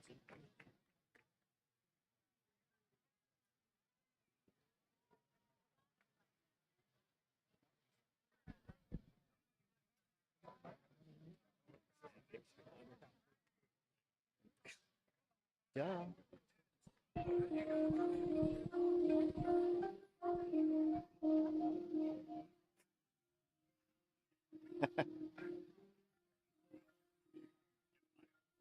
We're going to do the scoring summary, then you. David, do I come down there? Can you come down here? Alex, are you going to the field after? Yeah. Are you talking?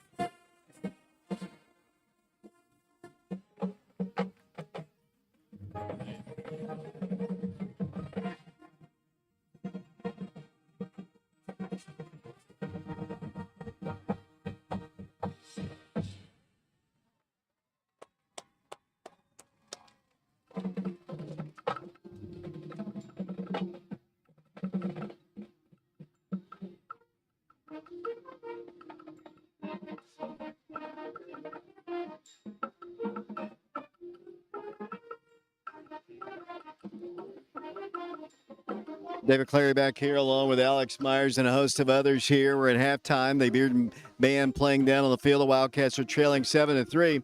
Got one of my good friends here with me, Emmett Branson. Emmett, how's the game going so far for you? Good. You think we're going to win? Maybe. I know you play a little football. Where are you playing football these days? Well, anywhere usually. What's your favorite sport? Baseball. Your dad's a coach on the Oak Ridge football team now. Is he having fun? Yes. Well, is your sister here as well? Yes. Well, I'm going to have to let you go so we can do the stats. Thanks for coming up and talking to me, though. Thank you. That was Emmett Branson here. Wildcats in a 7-3 ball game. Let's hand the mic to Mike Sheehan.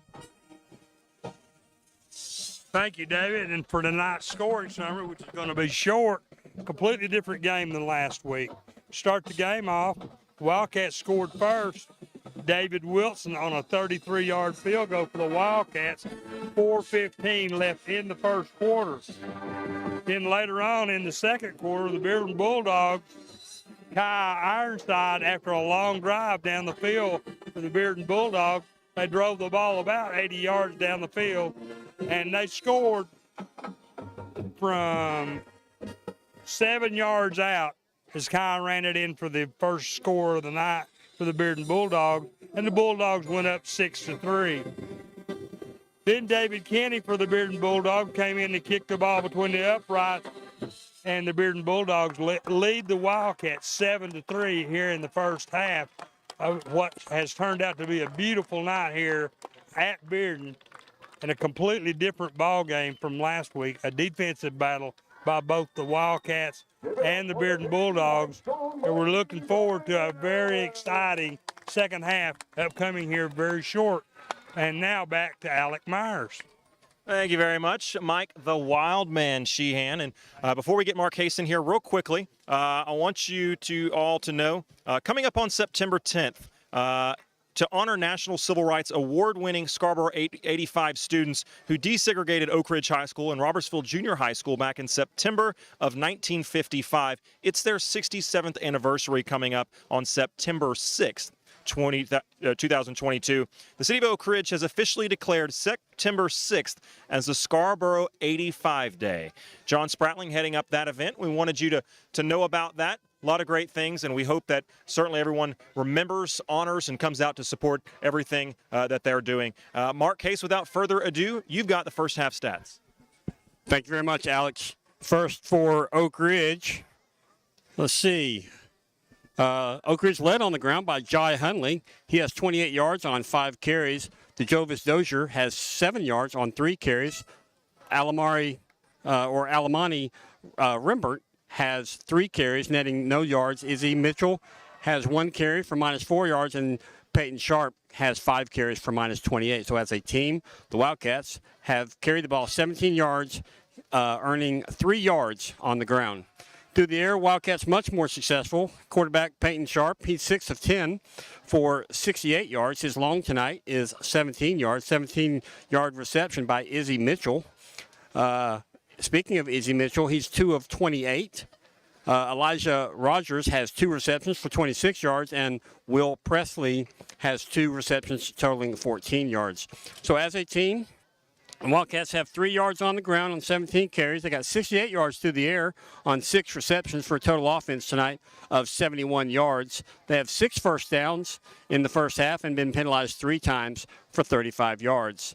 Now looking at the hosting Bearden Bulldogs, they're led on the ground by Prasan Brown. He has 7 carries for 35 yards. Kai Ironside has scored for the Bulldogs. He has 7 carries, totaling 23 yards. Jason Thompson has carried the ball twice for the Bulldogs for 8 yards, and then Drew Parrott has a 7-yard carry. So as a team, the Bearden Bulldogs have rushed the ball 17 times, totaling 73 yards on the ground. Through the air, their quarterback, Drew Parrott, he's 3 of 11 for 31 yards. Receiving for the Bulldogs, they have Sam Tomlinson has a 17-yard reception. Ethan Ford has 2 receptions, totaling 23 yards. And Braden Perkins has a 1-yard reception. So as a team, the Bulldogs have 73 yards on the ground on 17 carries. They have 31 yards through the air on 3 receptions for a total offense tonight in the first half of 104 yards. They have 5 first downs in the first half. They've been penalized 6 times for 50 yards. So looking at the team side by side, rushing yards, Oak Ridge has 3, Bearden 73. Through the air, Oak Ridge, 68 yards, Bearden 31. Total offense, Oak Ridge has 71 total offensive yards, Bearden 104. First downs, Oak Ridge with 6, Bearden with 5. Penalties, Oak Ridge 3 for 35, Bearden 6 for 50.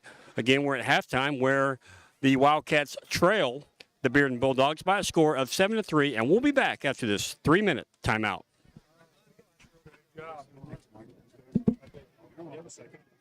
There's a gentleman over here who has a couple questions for you.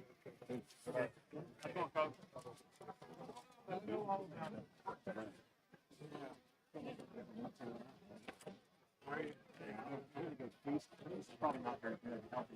We're going to feast at some Taco Bell.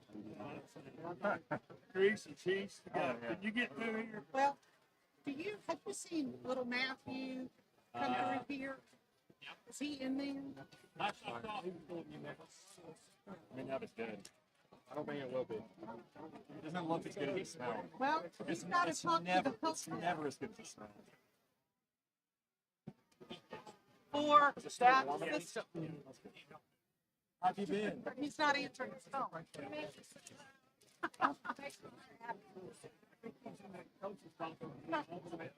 I'm just hanging around. You still teaching? I started that when I turned it off and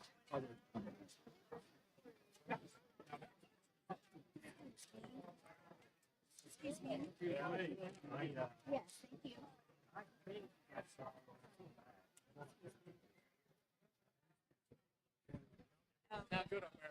Thank you.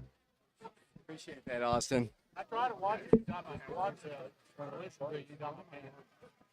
You're a good man. When I can't get there, I like that. This is what's going on, you know. Everybody's still going. Are you saying I'm too old to do it? No, no. I've only done it Not what I 5 years or whatever. Not it at all. Usually I'm like,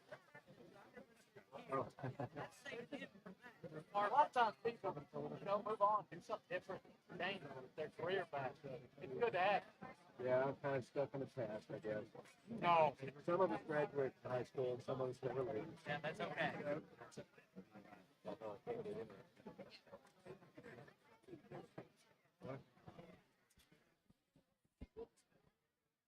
So I'm surprised I haven't came out yet.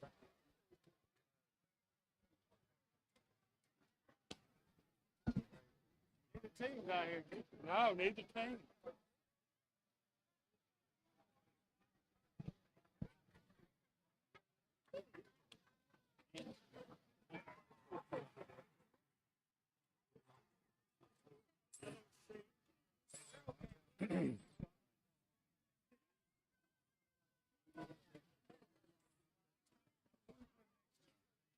Here they come.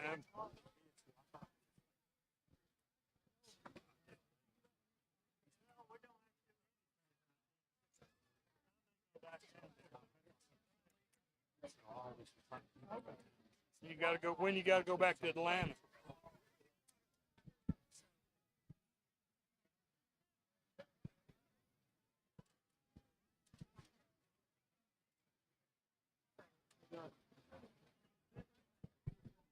Welcome back once again to Bearden High School. We're about, let's say, 50 seconds away from the start of the second half, at least on the scoreboard. Neither team really came out of the dressing room on time. The Wildcats just now making their appearance from Bearden High School. The Bulldogs out of their little, field house over there. So there's only 35 seconds. They're going to put about 5 more minutes up on the clock there.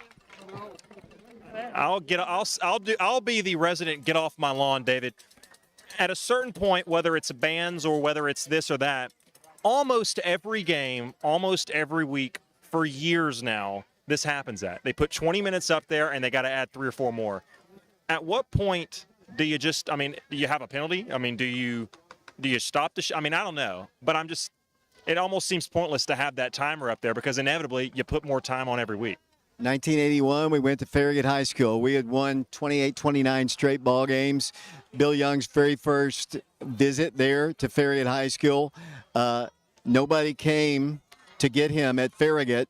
We got penalized on the opening drive, and they ran a kickback all the way. Ended our 29-game winning streak back then. But, one of the problems is, and it isn't a problem, honestly, it's because it's the first game here, too. I know this is their first game, their first home game here. I think they were at West last week.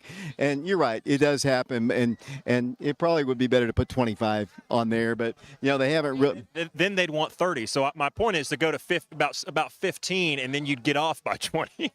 Well, they've put more time on the clock. Let's talk a little bit about the first half and our observations. I thought the Wildcats looked really strong on the first drive or so, for sure, moving the ball up the field. They had short fields almost like last week, but since the second quarter, the Bearden line has just totally taken over control of the game. Yeah, and we've talked a lot about what Oak Ridge has done and haven't done, but I think you're right. First and foremost, you have to give responsibility and credit to the defensive front, the front 7, especially that front line for the Bulldogs. But I think you've said it till you're red in the face. Oak Ridge has got to try to get the ball out in space and get outside because even Jai Hunley, who you think about as a guy that really likes to use his power and get between the tackles, he was breaking things outside early in the ball game. And on that first drive when Oak Ridge really should have scored a touchdown, but they stalled out inside the Bulldog 5-yard line and settled for a field goal.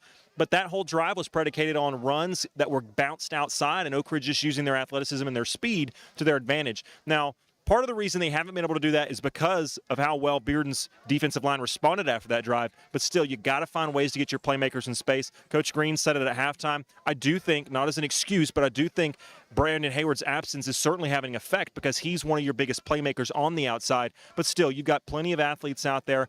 Izzy, you've got Elijah, and all sorts of guys you can get the ball with. But you got to make an effort to do that here in the first and second half. 7-3 our score. We're about a minute away from the start of the second half. We'll take one more break, send it back to Brian Bennett. 7-3 Bulldogs. We'll be back with the second half in 60 seconds.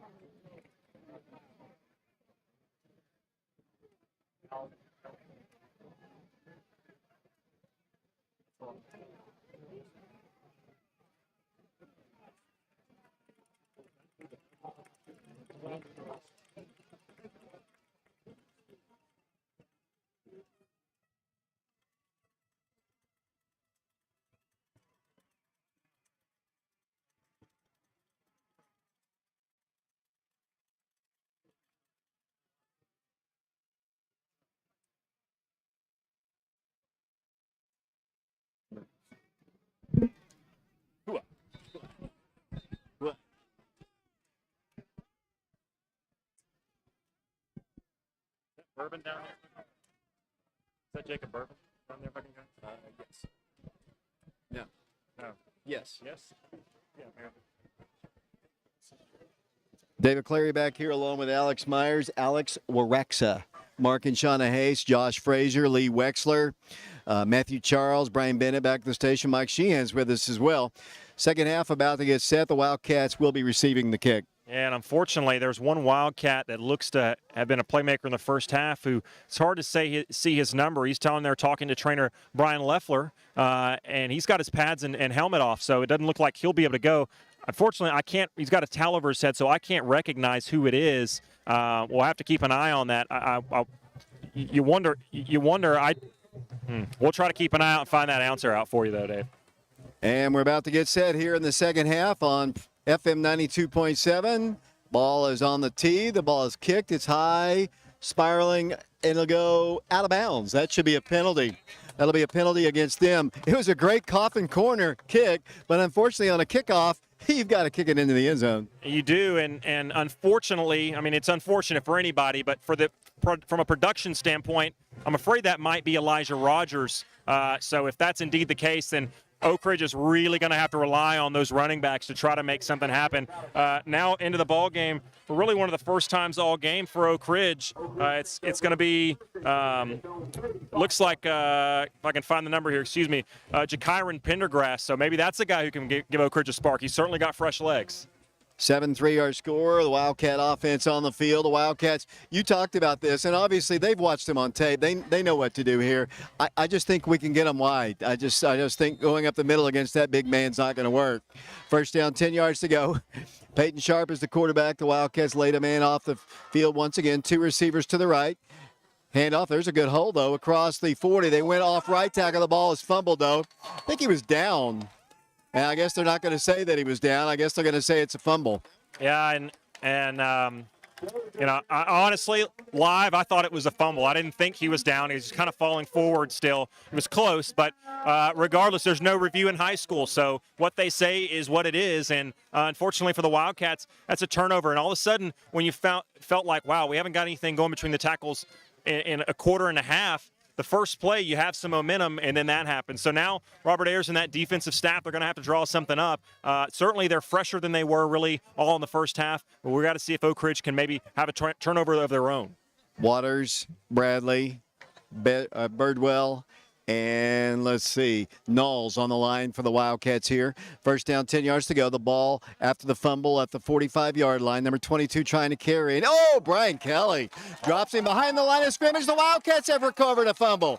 They're going to say he is down. So Wildcats wanted the recovery, or they're going to say he was down. Big hit, though, by Brian, though. Really big hit, and that's a textbook tackle from your linebacker playmaker right there. Your senior captain, as it wasn't just he hit and then drove through the tackle, and from the point of contact to the point where the guy fell down, he probably knocked him back 2 or 3 yards. 11:24 to play third quarter. 7-3 is our score. The Wildcats trailing the Bearden Bulldogs. It's second down, 11 yards to go. The ball is at the 46-yard line of Oak Ridge. Drew Parrott, quarterback for the Bulldogs. Wide receiver, single coverage on him, wide to the left side. Hand off to number 9. He's tackled right at the line of scrimmage. Push back again. Wildcats this time pursuing. They got penetration in the backfield. Ironside got hit, moved the ball forward. Then the Wildcats came up with Brian Kelly and one other. Junior Vashawn Knowles came through and made the immediate contact, but as you mentioned, Ironside's a big dude, so he was still trying to rumble forward until that was Grayson Hope. The 5'11 senior came through and eliminated any opportunity for him to get any more yards. 10:41 to play. It's third down, 11 yards to go. The Wildcats down 7-3 here at Bearden.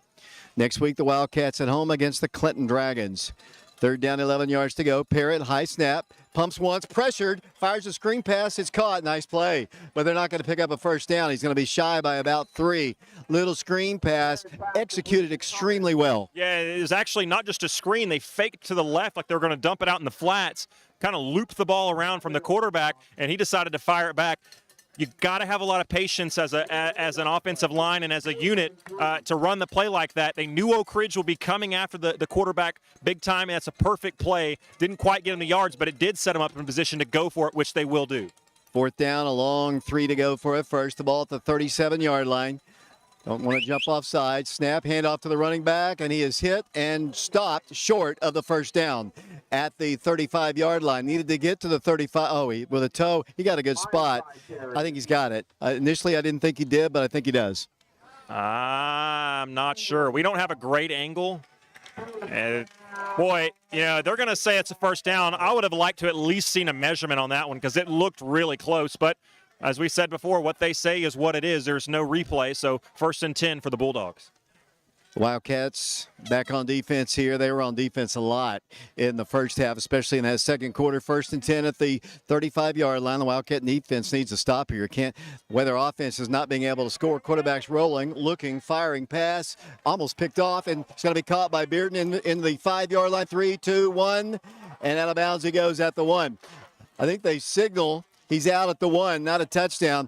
Wildcats went for the interception, couldn't quite get to it. It's going to be 1st and goal for the Bulldogs. Yeah, there was kind of a hush amongst the crowd for about a half a second as Dallas Frint dove for the ball, and from our angle, it's all the way across the field. We thought he had it for a moment, and all of a sudden the Bearden guy comes out of there with it, and he's running the other way towards the end zone. Boy, very close. It's a game of inches, Dave, and that shows it right there.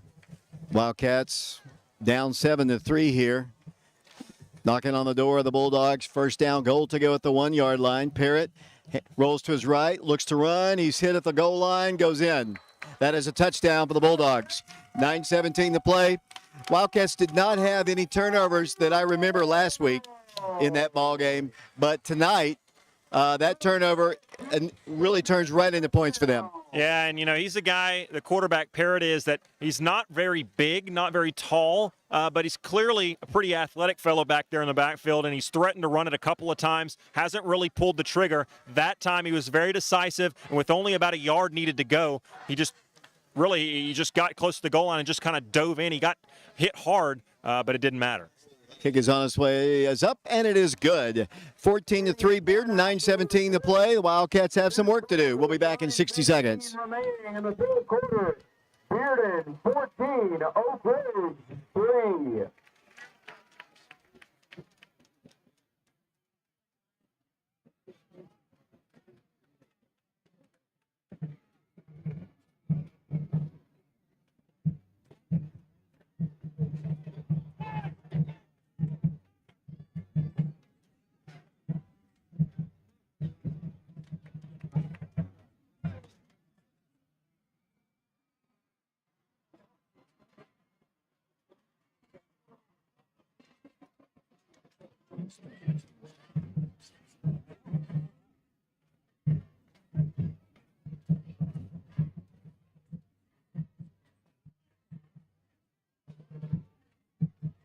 Kenny to kick.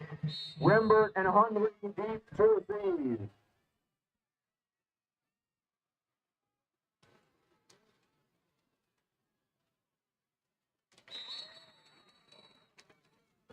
Kenny's kick goes into the end zone for a touchback. Oak Ridge will take over 1st and 10 at its own 20-yard line. Welcome back to Bearden High School. The Bearden kick goes into the end zone, so that'll be a touchback. As slow going as the Wildcat offense has been, the Wildcats have some work to do. Yeah, it's, the thing is you obviously want to see Oak Ridge try to open it up a little bit more, do some more things on the outside. But at the end of the day, there's two things working against you. A, you can't panic. There's no 11-point play in the playbook, so you just got to try to chip away a little bit. But you can't waste time either, because we've seen when Bearden gets the ball, they're going to take up some time. So you've got to make your offensive possessions count, and already a flag, and I don't know what that would be, as there's still 10 seconds left on the play clock. The judge on the other side coming over and talking with the referee. There was still, it hadn't even really set up. They're going to say it's dead ball foul, sideline violation against Bearden. So I guess they were on the side, so that's just a warning. So, we saw a lot of that last week.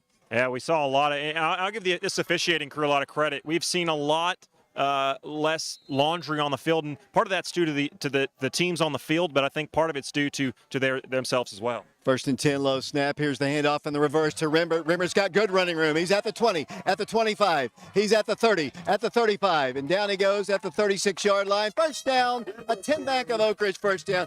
Like we talked about, a little misdirection, getting the defense going one way, and the Wildcats pick up about 15 yards. They do, and like you said, I'm almost surprised Rembert didn't take that to the house. He showed some speed. I almost think maybe he should have kept that to the outside, but regardless, a nice gain, and starts to get a little bit of momentum, a successful play on first down, something we didn't see a lot in the second quarter. First down, 10 yards to go at the 35. Peyton's going to pass. Pass is caught by Rembert. Breaks the first tackle, moves the ball to the 40, and going to be pushed back at the 42. It's a gain of about 5. 8:45 to play third quarter, 14-3. Bearden on top.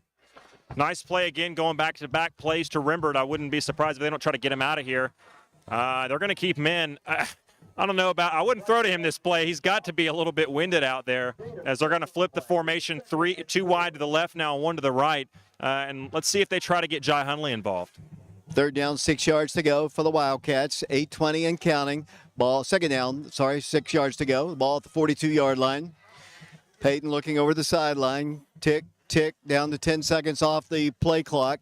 14-3 the score. Peyton comes to the line once again. 6 seconds on the play clock. 4 seconds on the play clock. 3, 2, 1. They get it off, and off it goes to Jai Hundley, and off he goes. He's at the 46-yard line. It's going to be a 10-back of Oak Ridge first down. And that's the Jai Hundley we like to see. Some momentum behind him. Let him get a few steps downfield, because he is hard to tackle. And he looks like he's shaking up a Bearden defender who tried to get in front of that freight train. That's not a guy I'd want to tackle, Dave. 7:55 and counting. The Wildcats down 14-3. Moving the ball at the 48-yard line. They fumbled on their first drive here, and they took it in for the score. Wildcats, they're trying to slow the game down, but now with the ball control you talk about, I think honestly the Wildcats need to go quicker, just to be honest with you. Yeah, I totally agree. I mean, you're consistently getting inside about 5 seconds on the play clock between plays. You got to go a little bit more up tempo. 1st and 10, Peyton's pass is going to be caught by Rembert. He's going to have to break a tackle. He does. He gets tackled right at the 50-yard line. It's only a gain of about a yard. Wildcats having trouble going down the field with it. Little screens are working for them, but they haven't really been able to connect down the field. Yeah, and, I want to say, in theory, it sounds good to say, well, the offensive line didn't give them enough time to do that. And maybe that was true at some stance, but Oak Ridge really hadn't even tried it very much. So I wonder how much Hayward's absence is sort of deflecting the confidence of these guys to try to take those shots downfield, as it appears Elijah Rogers is not going to be able to come back into this one either, and he's your other big deep threat. Second down, 8 yards to go. 2 receivers to the left. Here comes the blitz. Here comes the handoff, and a good run. Wildcats moving the ball forward. That is Jai Hundley. He has a 10-back of Oak Ridge first down at the Bearden 40-yard line. Really hard run that time behind the running of the right side of the Oak Ridge offensive line. And now, finally, we're starting to see a little bit of pace after Oak Ridge is having some success, and that's what big runs on first and second down will do. And let's see if they continue to attack that ground game. From the 40-yard line of the Bulldogs, once again, three-man front. Peyton with a good snap this time, fires a pass, it's caught. Then the receiver slips out there at the 37-yard line. It was complete to Pendergrass, but it's only a short gain of about 2. Kind of just lost his footing. Yeah, junior Jakyron Pendergrass had some space if he just had one man to make miss, but unfortunately when he put that foot in the ground on this Knox County turf, if you will, he just lost his footing. 6:06 to play here in the third period, 14-3, Bearden on top. We're in the third period, and Wildcats have it at the 37-yard line, closer to 38 actually. Peyton Sharp's going to hand it off once again to Hundley. Nothing. Hit at the line of scrimmage, and down he goes once again. And it'll be for the Wildcats. It'll be third down, and about 7 yards to go. The ball officially now at the 37. Yeah, and here we go, a third and medium. And I certainly would like to think if they get in a fourth down situation here, they'd try to go for it. They didn't in the first half, but given the score and the scenario, I think you're in two-down territory, which could mean the run's still an option here on third down. Low snap again. Here comes Hundley with that run, and Hundley's going to be shy of a first down by about a half a yard. It'll be fourth down, a yard to go, 5:14 to play. Wildcats getting Brian Kelly, Waters, and Bradley in the ball game. It'll be fourth down and about a yard to go. They're getting their big men in. They've got a couple of defensive linemen that you don't hardly ever see, and they're getting them in the game. And big number 7's in the game. I'd say this one's going to him or Jadavish Dozier. Fourth down, about a yard to go. The ball is at the 31-yard line. The Wildcats with a power formation. Sharp under center. He's got to get a full yard, and here comes the handoff, and he's trying to get wide. He's going to get it if he cuts. 25, Dozier 20. Dozier down to the 16-yard line. A 10 Bank of Oak Ridge first down. And Brian Kelly substituted as a linebacker into that ball game right there as an extra fullback blocker. He goes down the field, blocks a guy, helps spring that run, and at the end of the play, I'm looking, he's on the ground thinking he's hurt. And what is he doing, David? He's doing push-ups. Of course he is. 4.5 minutes to play third quarter, 14-3. Wildcats have it. First down, 10 yards to go at the Bearden 17. They're going with the power formation once again. Single receiver, Izzy Mitchell. Split to the right side. Handoff goes, Dozier. Dozier moves the ball to the 15, pushed back by a host of maroon jerseys. And then kind of some pushing and shoving. Lots of extracurricular activities. Last week it would have been a penalty. I was going to say, and I'm not even talking about the late shove would have been a penalty, but after the shove, the referee comes in to try to stop any more from happening, and then number 7 for Bearden comes in and starts jawing. And, I don't have a huge issue with them not calling that because it's not been something they called all night, but it's just interesting when you compare that with last week's crew. Last week's crew might have been the worst officiating crew I've ever seen. They'd have probably tossed him for the next game. Second down, 8 yards to go. The ball at the Bearden 15-yard line. There was movement. Handoff goes Hundley. Hundley trying to get wide. Breaks a tackle. 15. Down he goes at around the 12-yard line. Pushed out of bounds there. Stops the clock. 3:27 to play third quarter. I am loving this, David. This is old school football. We hadn't seen Oak Ridge go under center a single snap, I don't think, all year until just a few plays ago on that 4th and 1. And now they're in there. I mean, this looks like 1974, and Nebraska's got the ball. Elijah Israel comes back in the ball game for the Wildcats. Oak Ridge, third down, 5 yards to go. 14-3. The Wildcats down, 3:27 to play here in this third quarter. Clock is stopped. Play clock is down to 16. The Wildcats looking to Coach Cummings for the play. Vontae Henderson, the receivers coach, also involved in that. Receivers left and right. Slot to the right, low snap. Hundley gets the carry. He moves the ball close to first down yardage. Yeah, I think he's a half a yard short. It'll be fourth down and about a yard in my eyesight. And he had more of a spurt than I thought he would right there when he got the ball, because the entire about 20 seconds between plays, he was bent over, Jai Hundley was, and you could see his jersey moving up and down by his sternum where he's just out of breath, and he's gassed right now. Hundley back in there in the backfield with Brian Kelly and Hundley. I wonder if you don't see Jadavish Dozier, rather, maybe get this ball, but we'll see. Big play in the ball game for the Wildcats here. 4th and a yard to go. The ball is at the Bearden 8-yard line. They need a little less than a yard to go. Peyton's in the shotgun, trying to draw him off sides. Nobody moves. Peyton calls the play. Play clock down to 9. Sharp now tells the center. 2:39 to play. Third quarter. Play clock down to 3, 2, 1. The snap is off. Hunley is hitting the backfield, drop for a loss. Wildcats never look comfortable back there with that play, and the Wildcats will be forced to punt. Yeah, or lose the ball, I'm sorry. Yeah, and you're right. They didn't look comfortable. The play looks like it was getting adjusted a little bit late, and by the time everything was done shifting around, there was about 5 seconds on the play clock. The problem with that is Bearden knows, okay, every second that ticks off, it's another second closer for us being able to just jump the snap because you don't have time to fake hike or anything like that. And now all of a sudden, what was an extremely momentous drive comes up with nothing. And Dave, because Oak Ridge was running the ball so much, you just ticked about 6 minutes off the clock, and to come out with no points is very disappointing. 14-3 our score. The Wildcats trailing. Bulldogs start this drive at the 9. They had about a 92-yard drive for their touchdown, first touchdown, I believe, of the ball game. Here's the quarterback handing it to the running back. He's dropped at the line of scrimmage. 2:24 to play third quarter. It'll be 2nd and 10 Ironside on the carry, loss of a yard. And I almost wonder, you start thinking, as happy as Bearden was to play field position football in the first half, I wonder if Bearden even really try. I don't want to say they don't want to try to score, but I don't think they're focused on scoring right now. I think they're more focused on extending this game, or extending the clock, rather, keeping it ticking. And I wouldn't be surprised to see a couple straight runs, and then maybe if they do pass, something very, very quick, something to keep the clock going, maybe a screen or a short route. Minute 55 to play, third quarter, 14-3 Bulldogs.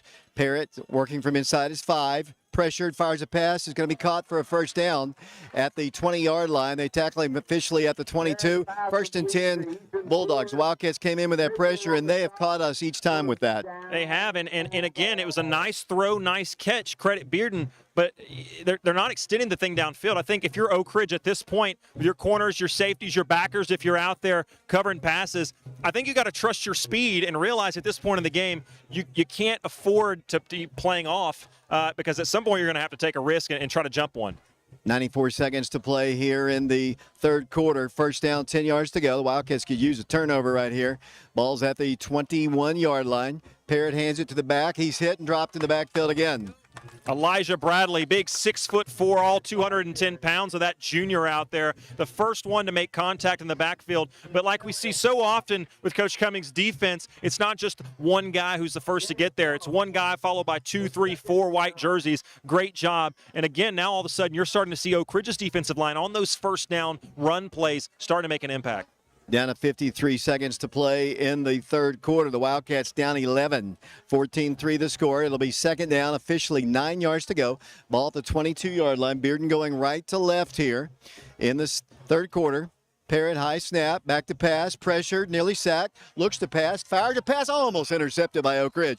Finally, they stopped the clock with an incompletion out there. I think it was Izzy Mitchell, no, it's Price Davis out there defending. It'll be third down and 9, 34 seconds to play. That's a duo, a couple cornerbacks that they don't play together per se, but they play well together. And what I mean by that is Izzy had great coverage, and because he was all over the defender, Price was able to come over from his side of the ball and make a diving play and nearly intercept that ball. And the big third down, and the clock is stopped after that incompletion. Would you go with the blitz again this time? I wouldn't. I trust your defensive line right here. I wouldn't play prevent. I hate the prevent, but I trust your defensive line. They're getting pressure, and it looks like Oak Ridge is only going to send 4.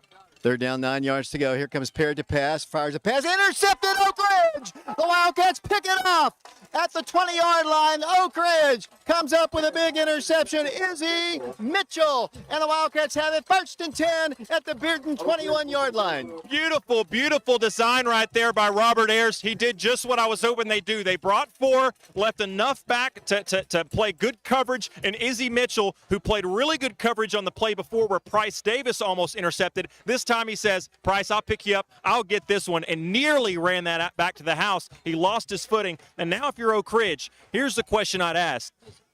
Do you take a shot right here? I'm going to guess they're going to stay safe and go with the run as they've got the 2 big impact backers beside Peyton. 28 seconds to play third quarter, first down 10. Here comes the handoff, Jai Hunley. No, it's going to be with the Wildcats kicking it out here to Dozier. He picks it up 20. Dozier, 15, 10, down to the 8-yard line. It'll be first down, goal to go for the Wildcats. And one of the Bulldogs is down with 16 seconds to play in the third quarter. I totally lost control of the ball. I see Dozier picking up a bouncing ball and rumbling down the field. I mean, this is cheesy, but I'm going to say it. He's the bulldozer, Dave. I mean, this is a guy who he doesn't look, he's not the biggest running back. but he runs with great pad level. He's so strong, and he just, every time you think he's going to fall, he somehow bounces off the defender and keeps going. They're not going to get a playoff before the third quarter expires. 14-3 our score. We'll send it back to Brian Bennett. Wildcats down, but they're knocking on the door at the Bearden 9-yard line. We'll be back in 60 seconds. The score, Bearden 14, Oak Ridge 3.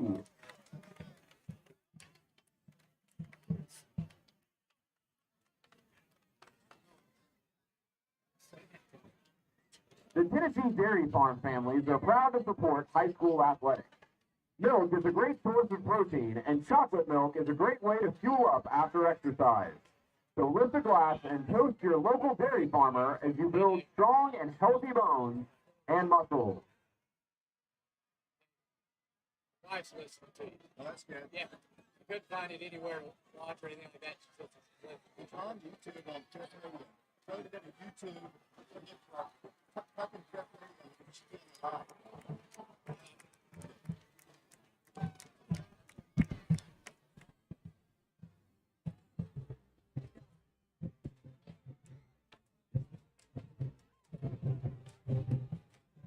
Fans, thank you for attending tonight's game.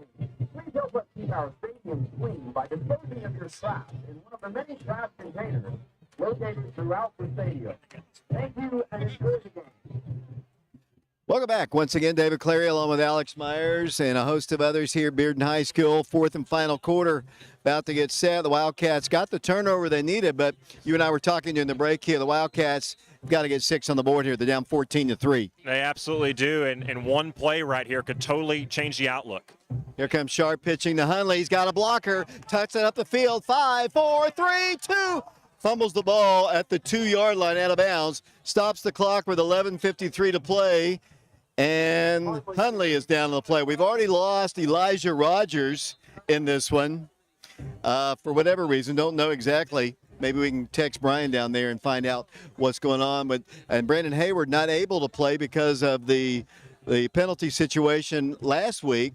But the Wildcats will have it, looks like, for Oak Ridge. Second down goal to go with the 2. And athletic director Joe Gaddis, who knows his way around that sideline, is over there helping Jai Hunley get back to his feet. And Jai looks like he's going to be okay, just shaking up. Oak Ridge has got they're thin at line, and Oak Ridge has got a lineman right now. Looks like Truitt is down there off on his own power, but he is clearly in some pain right now. This has been a physical ball game. Bearden has got a really, really physical team. They do, and really, these teams are different, but in the same way, in one sense, David, they're so similar. They're very, very physical, and all of a sudden, Bearden's offensive and defensive line controlled the line of scrimmage in the second quarter. Oak Ridge's is having control of things. Here in the third.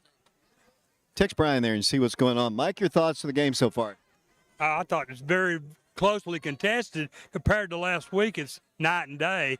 This is the kind of game I really enjoy, David. The Wildcats seem to be coming on strong here in the second half with only 11 minutes and 53 seconds left in the game. Wildcats need to keep putting a lot of pressure on the Bulldogs. We definitely need to score right here. No. Thanks a lot, Mike. 11:53 to play, 14-3 the score. Second down, 2 yards to go. The Wildcats will have it at the 2-yard line, needing 6, down 14-3. And Hunley, the Wildcats are having a long discussion. I probably should have taken a timeout. Wildcats are banged up here. They've got the Dragons next week. Yeah, and this is not a position you want to be in, but, this is football. It's week 2. It's early, but Bearden had a player shaken up too. I mean, this is just the game, and when you play the physical brand of football that Oak Ridge likes to play, and you go up against somebody that does the same thing, unfortunately that happens. You're going to get nicked up, you're going to get banged up, but ultimately who's tougher? Who's going to come out of here with the win? Oak Ridge has a chance to get back in this ball game right here. Second and goal from the 2. 11:53 to play in the ball game, 14-3, Bearden on top. We appreciate you listening to us on FM 92.7, FM 94.7. The Wildcats are going to have in the backfield, looks like Jarius Hunley is in the ball game along with Brian Kelly and the Javis Dozier. Peyton Sharp from the 2-yard line. Second down, goal to go. Handoff Dozier into the end zone. Touchdown! Oak Ridge, a 1989 class of Oak Ridge High School touchdown, and the Wildcats are on the board with 11:48 to play in the ballgame, trailing now 14-9. Wow, David, what a cut from DeJavis Dozier. He was headed out towards the right tackle, and there were 2 or 3 Bearden guys with their arms wide open, ready to make the tackle, and out of nowhere, he just plants his right foot in, cuts up the field, and is untouched as he trots into the end zone. He was in no man's land, and with one plant of the foot, totally changed directions. Really impressive from the junior.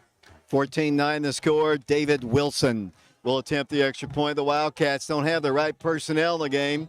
Wildcats are going to be forced to call a timeout. Can't waste timeouts like that. I know Coach Cummings has got to be fuming about that. They just did not. Truett Tech's had to come out of the ballgame, but they needed somebody else to get ready for him while he was over at the trainer's table. I get that you got to call the timeout there, but I don't get it, because here's my thing, David. As precious as time is, you've got a really good kicker. And how big is that difference going to be if you get charged 5 yards there? It's still like a 20-yard field goal. To me, right, and unless you're going to go for 2, which maybe that's the thought with Oak Ridge, is they want to go for 2 and make this a 3-point game, in which case I totally get it. And now that I'm talking myself through this, that's probably exactly what they were going to do. So ignore me, David. 11:48 to play in the ball game. The Wildcats down 14-9. So we got the exact same score that game ended last year by. That was, I think, the final score of last year's ball game, with Bearden on top at Blankenship Field.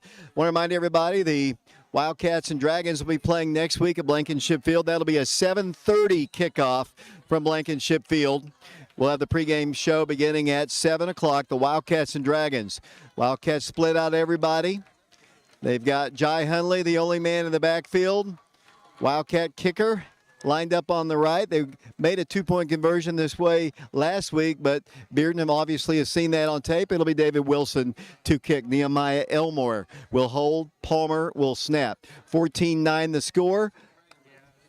And here's the snap, the hold. The kick is on its way by David. It's up, and it is good, and a flag goes down on the play. The kick is good. Might have had somebody jump the center. We'll have to check the call. Yeah, and I wonder if it's roughing. They're coming over to Coach Cummings, and so to me that tells me it's on Bearden. They're wanting to see if they want to assess it on the kickoff maybe or what, and let's see as we're going to go to the PA announcer who's going to tell us what it is. Roughing the kicker is the call. Decline, 14-10 our score. We'll take a break. We'll send it back to Brian Bennett. Back in 60 seconds. The new score with 11:48 remaining in the fourth quarter. Bearden 14, Oak Ridge 10.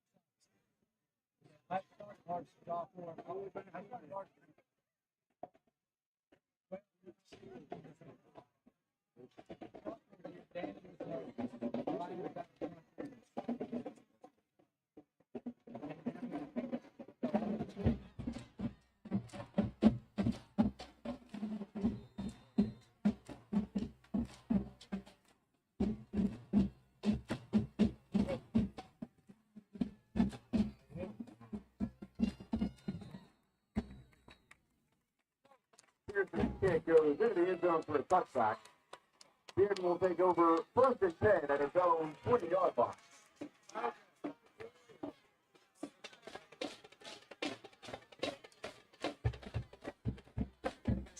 David Cleary back here along with Alex Myers, Mark and Shauna Haste, along with a whole bunch of others doing camera work here. 14-10 the score. A lot of time to go in the ballgame. The Wildcat defense needs to make a stop. They do, and they've come out with a different energy. Former Wildcat Jacob Irvin made his way towards us a little bit here. He's in the house playing his college football at Maryville College just down the road.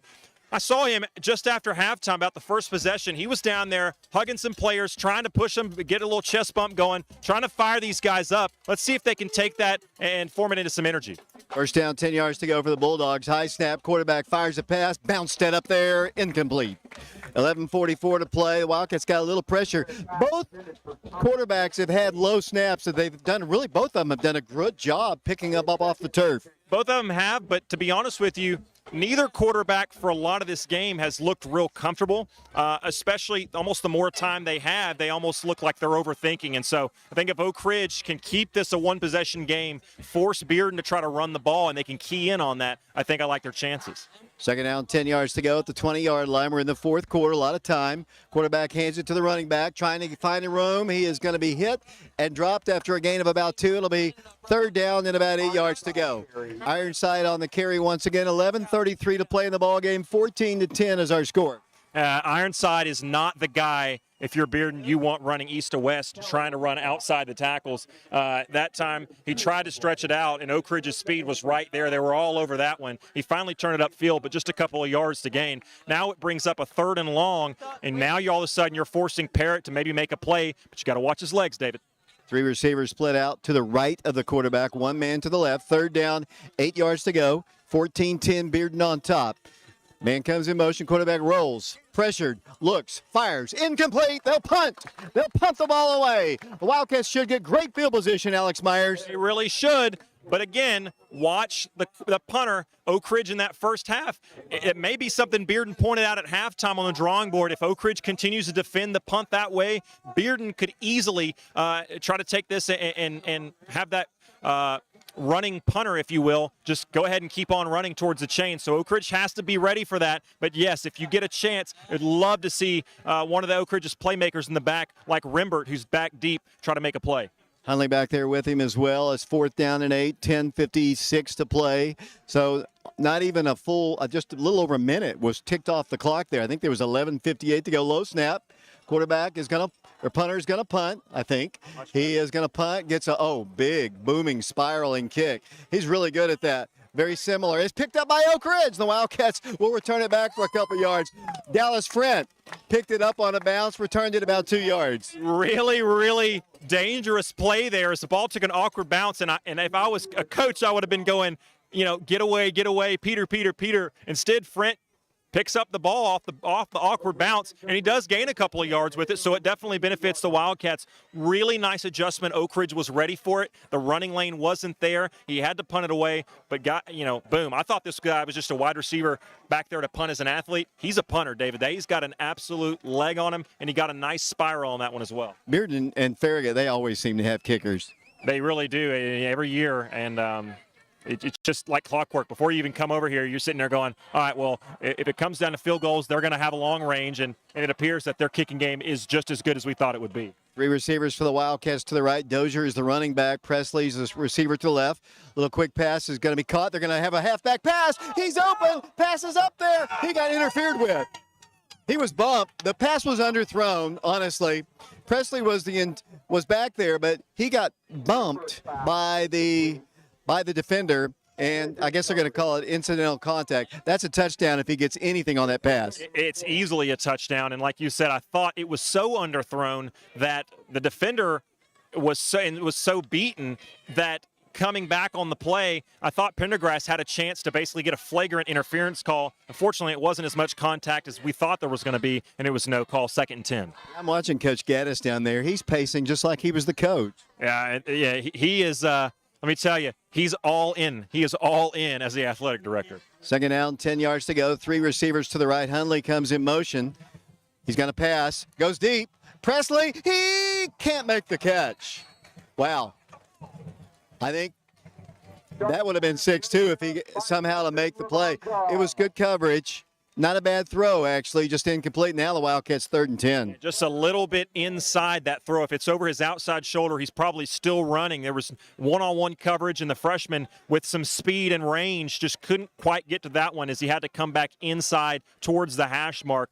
Interesting, Oak Ridge hadn't gone deep all game, and now in back-to-back plays, one of which was a trick play, they try to stretch the field. The good news is, if you don't get this, you haven't run a lot of clock, but obviously you want to try to get the first down. 3rd down, 10. Here comes a reverse play. No, it's going to be an inside screen. It's going to be caught. The Wildcats moving the ball up the field. They're going to be way short of a first down. Catch is made, I think, out there to Dozier. He moves the ball to the 34-yard line, but the Wildcats will be forced to punt. 10-11 to play here in the ballgame, 14-10 Bearden. And one thing about Coach Cummings' offense that we've noticed in the first couple of games, there's a lot of visuals that as a defensive player and a defensive staff coming into a game that you're facing Oak Ridge, you got to be very disciplined because there's a lot of eye candy, and there was right there as Rimbert was coming towards the backfield trying to get those defenders away from his side. It worked. Unfortunately, Oak Ridge just with a little bit too much yardage needed to gain. Brennan Pearson to punt the ball away. 9:43 to play. Snap, punt is away.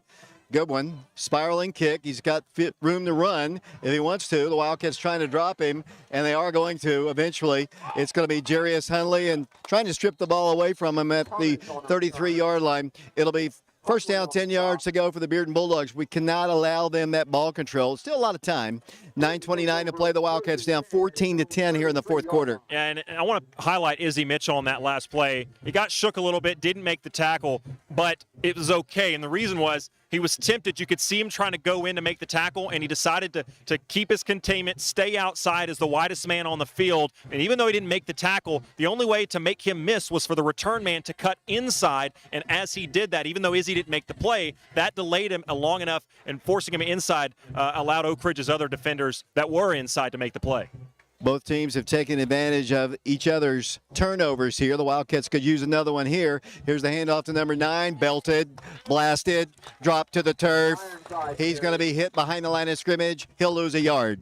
Really nice. Oak Ridge is playing, honestly, they're playing like the more confident team right now on both sides of the football. I mean, you got to have some confidence to call those plays they did last time, and defensively, they're definitely playing confident as Oak Ridge. It looks like Blake Steed's a little bit shaken up. Looks like cramps once again. It is not really that hot out here. I was sweating like, you know what, earlier. No, but it's muggy. It's muggy, it's humid, and it's certainly a game where those guys are going to be perspiring a lot, and you're going to have to keep the fluids going. Ricky Chipwood, assistant coach of the Wildcats, stretching him out on the sideline, gives that up to a trainer.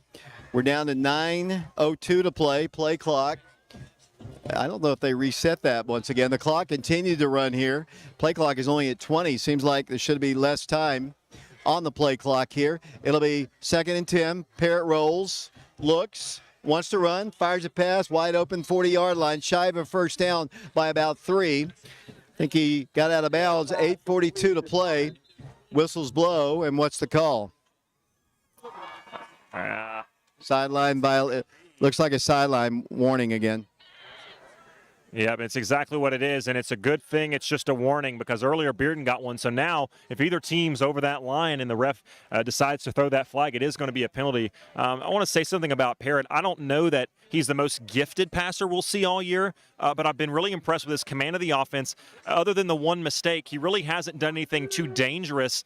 He does have that one interception, but he just kind of navigates what the defense gives him back there. He uses his legs to run around, buy himself some time, get the right throwing angles. And I've just been, I like what I've seen from him here in the second half when he's had his opportunities. Big play in the ball game here. 3rd down, 3 yards to go. The ball is at the 40-yard line. Parrott with one lone running back, 2 guys to his right. Now one comes in motion off to his left.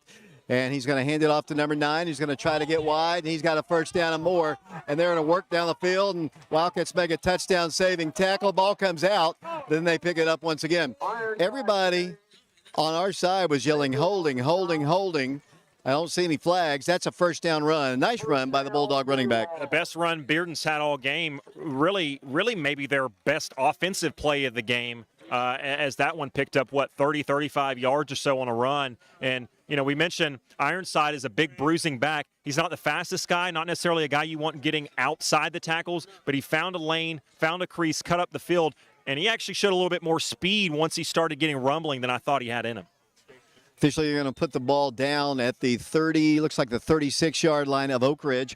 8.5 minutes to play in the ball game. 14-10 Bearden. The Wildcats trying to start the season 2-0. Bearden trying to win their first ball game. They lost to West last week. First down, 10 yards to go. Parrott Hands it off to his back. Nothing at all. Elijah Bradley and company drop him for a loss back to the 40-yard line. That was Brown on the carry. Here comes Blake Steed back in. Elijah's going to be a really good player for us. Yeah, he has really looked good tonight in spurts, and right there he was right there just basically ready to catch the running back as he got the ball. Brown, who looked really good in that second quarter, had several runs he cranked off in a row, has not looked the same. He took a big hit at one point, I think late in the first half, and he hasn't necessarily looked quite as good since then. It'll be second down, 14 yards to go. Loss of 4. The ball back at the 40-yard line. 7:40 to play in the ball game. 14-10. Bearden on top. Wildcats, watch them run the ball again. Once again, the Wildcats knock him down. Who was it again? I think that was big number 19 once again. I think it was, David. That's the junior, Elijah Bradley, 6'4", long arms, and if he gets around you, you're not escaping.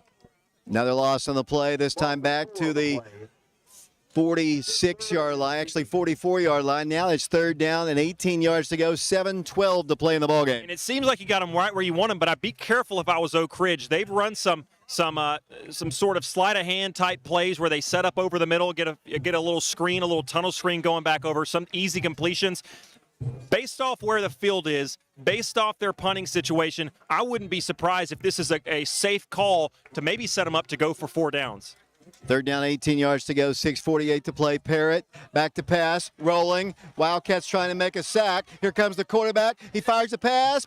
Boom! He's hit. He's still short of a first down. It'll be fourth down and about 6 yards to go. But Parrott did a great job finding room on the right side. I thought maybe he was going to run over the line of scrimmage there. It's going to be fourth down and about 5. And it looks like Price is down there in the defensive backfield cramping up as well. A lot of cramps becoming an issue for both sides of the ball right here, or for both teams rather, as we'll have about a third down and we'll call it a long 6 once play resumes. Dave, the fatigue and the toughness of this game, the physicality starting to show. Yeah, the defense for Oak Ridge has been out on the field so long tonight here. So it has been a really hard-hitting, very physical ball game, exactly what we expected, at least what I expected. This is very similar to last year's ball game, won by Bearden 14-9 at Blankenship Field. It's 14-10 here, 6:26 to play.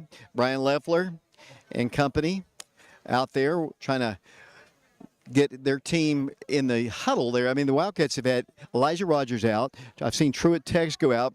Blake Steed was out there, but he's back in with cramps. And, it is muggy, but to me, it didn't really. It's not as hot as it definitely could be for a late August Friday night. And, we thought we're going to have some rain. We avoided it, so it could have been a lot more humid than it is.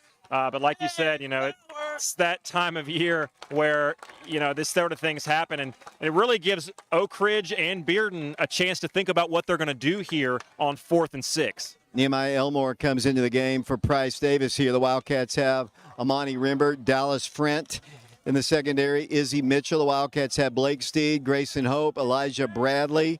Wildcats have Tyler Pickens in the ball game. I think that might be Palmer and Waters, and I'm probably forgetting Brian Kelly. Fourth down, we'll call it a long 5. The ball is at the 31-yard line, 6:18 to play in the game, 14-10 the score. Bulldogs need a first down. The Wildcats desperately need a stop. Parrott to pass. Pass, batted down. Elijah Bradley, once again.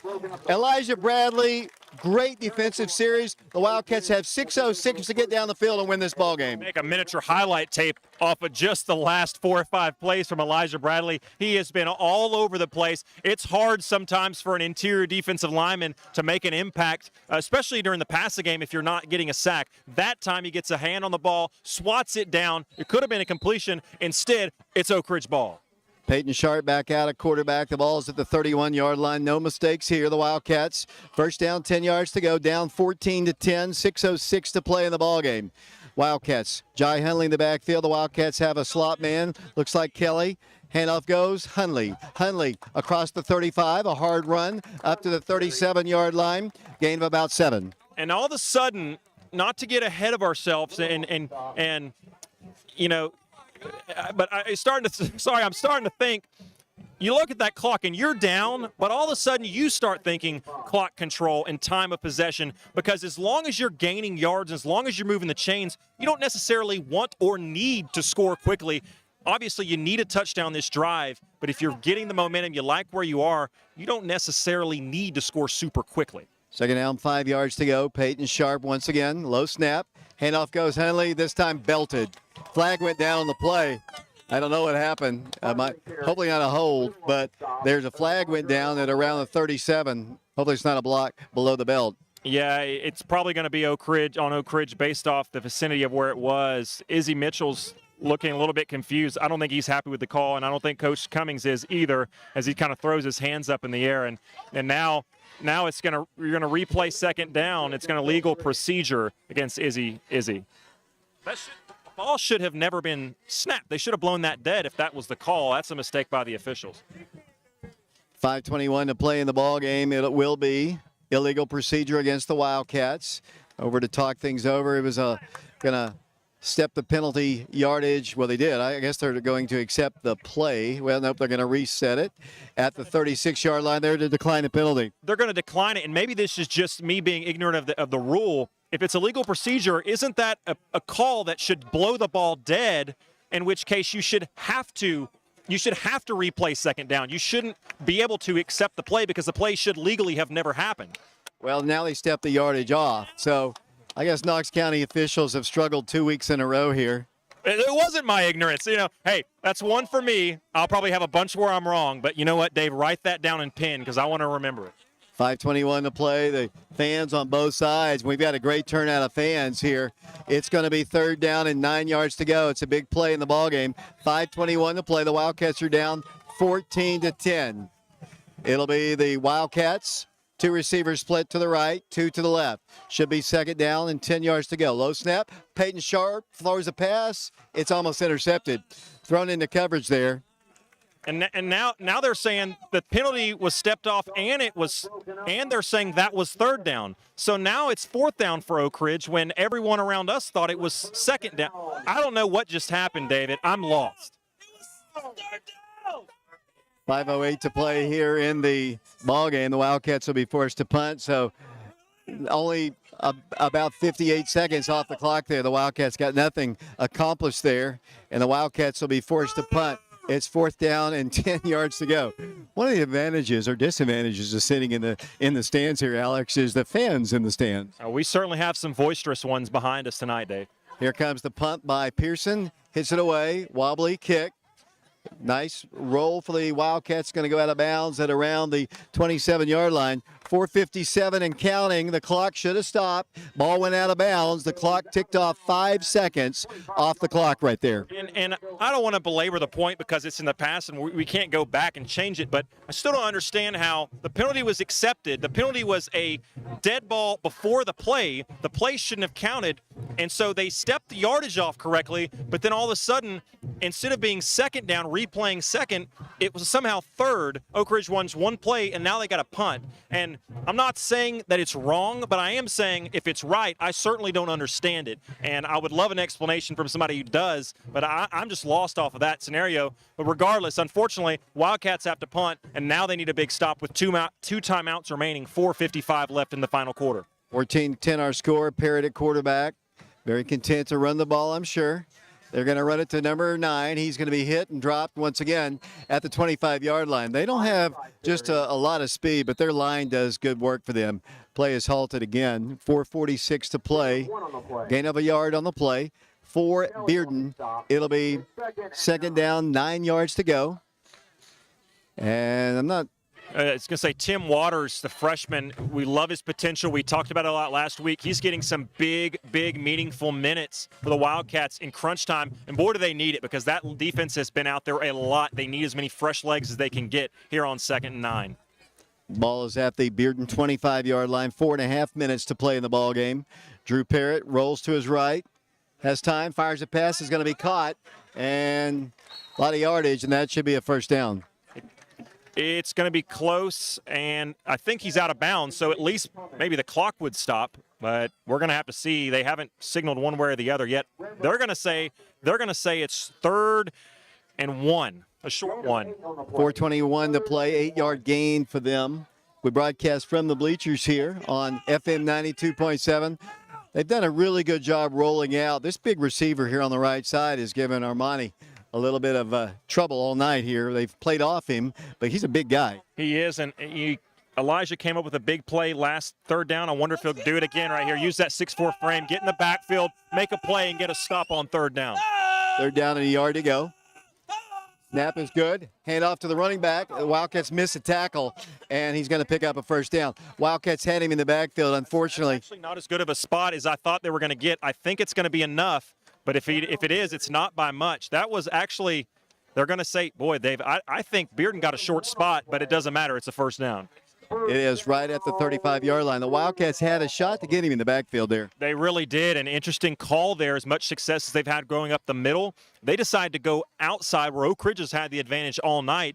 Oak Ridge thought they were going up the middle. Nice play call, a confident play call from Bearden. I've talked about this forever. You can stop the clock on offense. You got to use your timeouts on defense. We're down to 3:52 to play. 14-10 is our score. First down, 10 yards to go for the Bulldogs. Hand off to the running back, and he moves the ball forward and gains about 5. The ball came out, but they've got it. It's a big gain right up the middle there. Hey, dude, you talk about being able to stop the clock on offense. You're absolutely right. But you hate to use it on special teams, and you go back to that extra point where Oak Ridge was short a man and had to call a timeout, and you think, boy, it'd be nice to have that extra timeout in your back pocket. Now with only 2 timeouts, 3:19 and ticking left in this one, it's 2nd and 2. Boy, you'd really like a negative play here to give your defense some breathing room. You got to use your timeouts on the next play here. If they get a first down here, it might almost be over. Yeah, you have to use your timeout if they get this first down, but you'd love it. You'd love a stop in the backfield so you could use it then. Second down, 2 yards to go, 2:59 to play in the ball game. A bad snap would be nice. Good snap. Hand off to the back. There was some holding. Wildcats, can't quite get him down. He picks up a first down at around the 47-yard line. Ironside on the carry. Wildcats are dead tired on defense. Yeah, and the clock is stopped to move the change, but Coach Cummings is going to elect to save the timeouts. There's 2 left, so it doesn't really matter if you called them on first down and second down or second and third. Oak Ridge is going to elect to save the timeout. But like you said, this is really the last stop, and some fans are starting to exit. You need a big play here. Boy, a fumble or something like that would be really, really nice for Oak Ridge. 2.5 minutes to play here. This is my philosophy. I've said it for years. You use your timeouts on defense because you can always stop the clock on offense by throwing incomplete passes. Not much time here. 2:23 to play. First down, 10 yards to go. Ball is at the 47-yard line. Parrott hands it off to number 9. They're just pile driving it now. It's a gain of about 5. You got to call a timeout right there, in my opinion. 2:10 to play here. 2:08 to go. 14-10. It's going to be second down and about 5. And Oak Ridge is going to elect to not use the timeout, so then you would think they would automatically do it next play, assuming they don't get a first down. Oak Ridge getting a man in late, and I thought somebody was going to cramp, but it was 1:52 and ticking. Second down and 6. David, it's make or break time for Oak Ridge. Minute 46 and counting here. Play clock 18. They can tick all that down, and it'll be for them, second down and 5. The trouble is the Wildcat defense is so tired. We haven't really been able to stop them. That's the thing. Oak Ridge, as well as they've played the last few drives, it almost just looks like the gas tank is empty. Man comes in motion. Quarterback hands it this time up the middle. Wildcats tackle him right at the line. And now let's see if they do call a timeout. And they do with a minute 22 to play. Brian Kelly stops him. It'll be third down and 5 facing the Bulldogs. A minute 22 to play in the ball game. 14-10 is our score. Yeah, Wildcat defensive lineman shaken up, and thankfully he's going to get a second to try to recover because Oak Ridge did take that timeout. So now third down. Oak Ridge has 1 timeout remaining. If you got any hope, a first down ends this ball game, essentially, David. So Oak Ridge has got to come. I expect Oak Ridge to come out aggressive. You almost wonder, will Bearden run right into that in order to just force Oak Ridge to use that timeout, but then potentially have to punt the ball with a minute or so to go? Or is it maybe Bearden tries a little trickery? We've seen them several times go to that screen game. I wonder if they might try to do that, catch Oak Ridge off guard. I think they're going to throw it out to the flat here just to get the 5 yards for the first down. Yeah, I would not be surprised for some either a screen or a quick pass, because common sense says they run it to keep the ball, but if it's a high percentage completion, that might not be a worse move for Bearden. But they've had some trouble with some low passes, with some low snaps, so there's a chance. But Oak Ridge has to be aggressive right here, but you have to be aware of the screen game as well. 1 minute, 22 seconds to play in the ball game. The Wildcats down 14-10. Coach Gaddis is stressing as much as any fan up here in the stands is right now. As here it is, David, the first really, really big play of the 2022 season. It'll be third down, 4 yards to go, 14-10. The ball is at the 46-yard line of Oak Ridge. Alex is right. Big defensive play for the Wildcats. Here comes the handoff to the running back, and he is belted by Brian Kelly. He gets a yard. It's fourth down, and the Wildcats use their final timeout with 1:17 to play. Ironside on the carry. It's fourth down and a long 4 to go for a first. Perfect play for Oak Ridge to defend right there. Only took 5 seconds off the clock. The Bearden guy didn't get a lot of chance to dance around and tick off some more seconds. Just 5 seconds ran off the clock. Here's where I would be careful.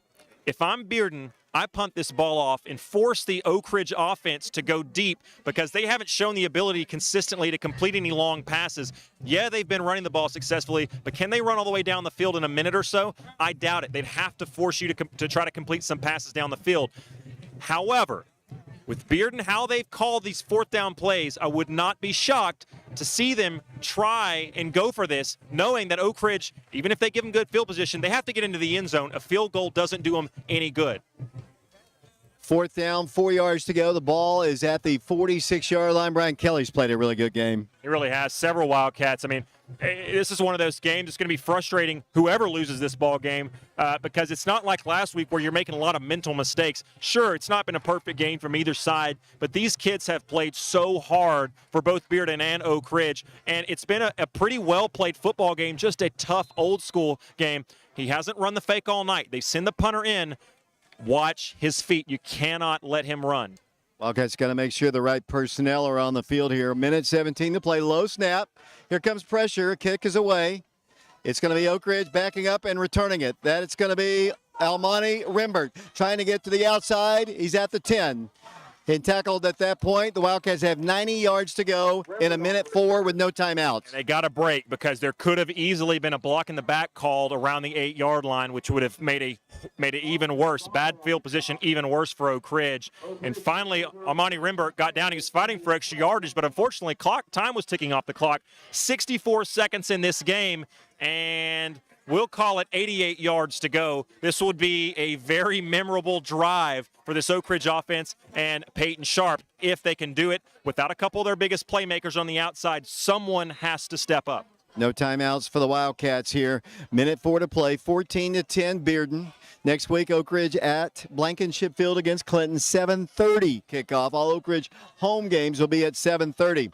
Peyton's going to be operating from inside his 10-yard line. Wildcats backfield split. The Wildcats down 14-10. Sharp, quick pass. Presley, here's a little kind of shovel back to the running back, Rimbert, and he picks up yardage. Another wide. Wildcats got to get off the sideline. They've already been warm once. It's a gain of 5. Yeah, they did that, interestingly, to the short side of the field, but I think the reason they did that is so they could make sure the ball got out of bounds because, again, Oak Ridge, no timeouts left.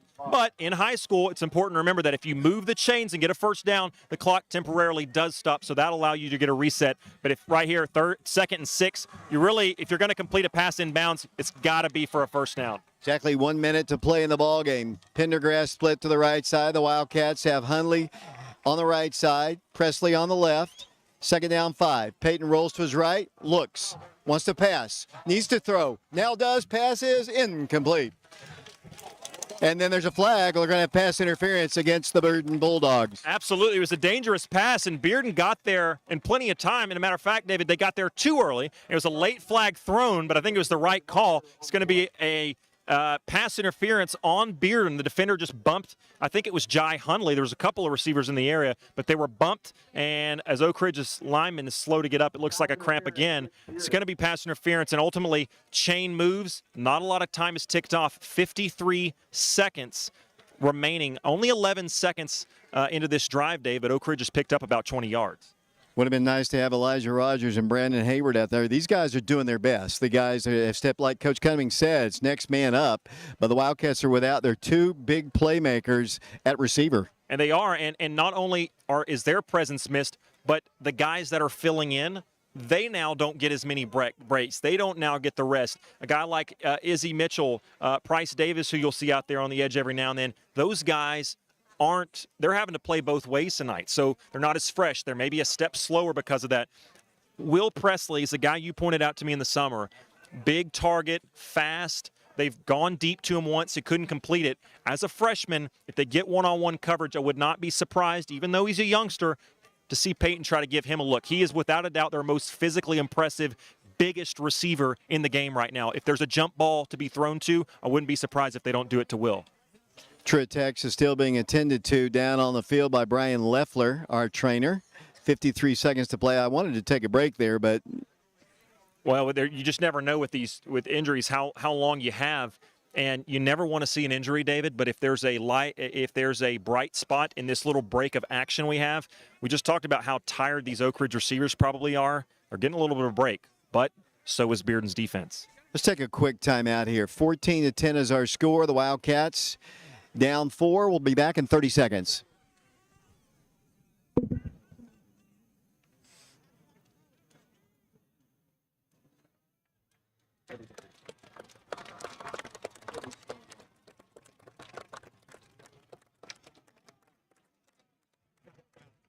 trying to go back in. You can't.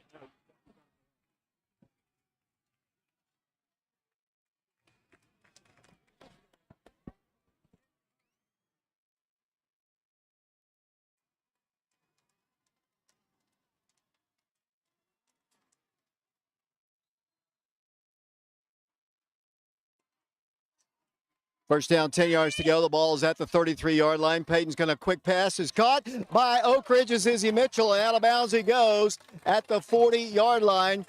49 seconds to play in the ballgame. And I like what I'm seeing here, but unfortunately, there's not enough time to keep doing these 6- and 8-yard passes. That's fine for now, but at some point, Oak Ridge is going to have to go down the field a little bit more, and that offensive line is going to have to be able to protect to get those receivers time to get downfield. Second down, 2 yards to go. The Oak Ridge 40-yard line is the line of scrimmage. 49 seconds to play. Oak Ridge down 14-10 here at Bearden.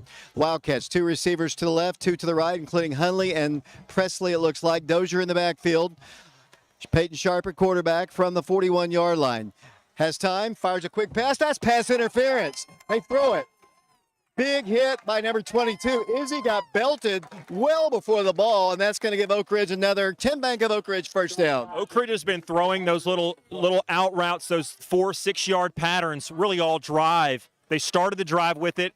They just hit Izzy with one to play before that. They try to go back to it again right there. They sent a guy deep on a wheel route. It looked like underneath it to go deep. I would not be surprised if Peyton can pump fake, get that corner to bite. He's going to have a chance to go deep if the safety bites as well, because Bearden's corners are teeing off on that. Ball's at the 45-yard line at Bearden. The Wildcats have 45 seconds to play. 45 seconds, 45 yards to get into the end zone. Now you're doable. So now it's at the point where, okay, maybe that 8-yard pass that I was complaining about a minute ago, now if you can get out of bounds, that's not the worst play because you're getting yourself closer to where you can throw it up to the end zone. First down, 10 yards to go. The ball in Bearden territory now. Here comes Peyton, handing it off left side. There's Hunley, 40, 35, 30, Hunley, 25, down to the 22-yard line, 1st and 10, a 10 Bank of Oak Ridge first down, 38 seconds to play, the Wildcats have it, first down, great run by Hunley, and now he's cramping. Woo, that is a gutsy call and some gamesmanship perhaps from Oak Ridge. What a call from Coach Cummings as Oak Ridge runs the ball with no timeouts between the tackles up the middle. Wow, gutsy call, but boy, did it work. Jai Hunley, have yourself a ball game. 38 seconds to play. The Wildcats have the ball officially at the Bearden 24-yard line. 38 seconds to play here. Jai Hunley cramping now comes out of the ball game. Like Ole Miss, the Bearden fans were booing, thinking that it was a fake. The Wildcats, the clock is moving. 36 seconds to play. Can't take any time, Peyton. First down, 10 yards to go. Here's the snap. He downs it.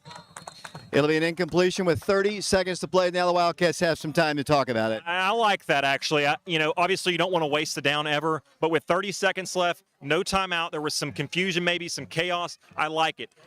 Time right now is almost more of a factor than that first down. Losing that first down would be. So I like it. Make sure you got what you want to call.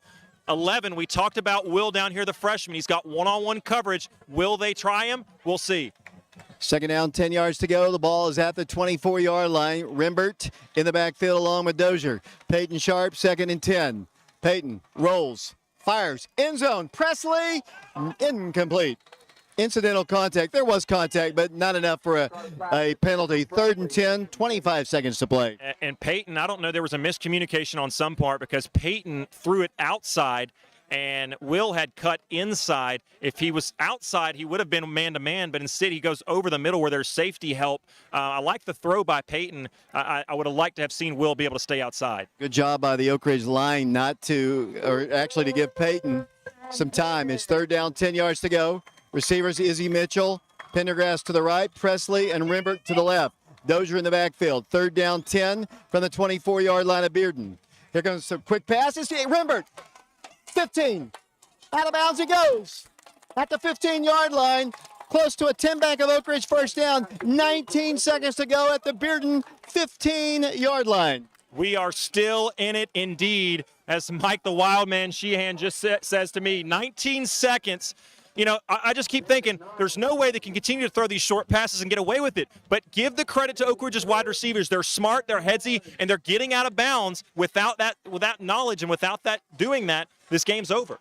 Trouble is, it's 4th down and a yard here. 19 seconds to play. The Wildcats have to pick up the first down. Crowd making a lot of noise. The Bearden fans in big numbers here. Peyton, Sharp, Dozier in the backfield. The clock will stop on a first down, but they need it.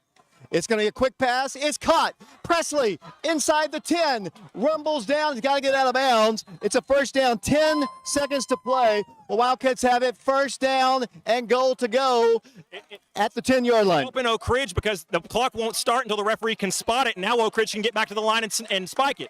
You got to do it quick. 9 seconds. And Peyton does spike it with 6 seconds to play. The Wildcats have it at the 10-yard line. David, if Bearden just gets off the ball after the play's dead, Oak Ridge might not get the snap off. Instead, they were trying to celebrate, and the referee couldn't get the ball, and so they had to stop the clock until they could reset it. By that point, Oak Ridge had lined up. Unfortunate for Bearden, a positive for the Wildcats. But there's only 6 seconds to play. It is 2nd down, goal to go at the 10-yard line. The Wildcats down 14-10, 6 seconds to play in the ball game. Coach Cummings has given the play to the Wildcats. The Wildcats probably only enough time for an incompletion or one play here. And let's see what Bearden wants to do. They want to call a timeout. We're going to take a quick one. We'll be back in 30 seconds. Timeout, Bearden.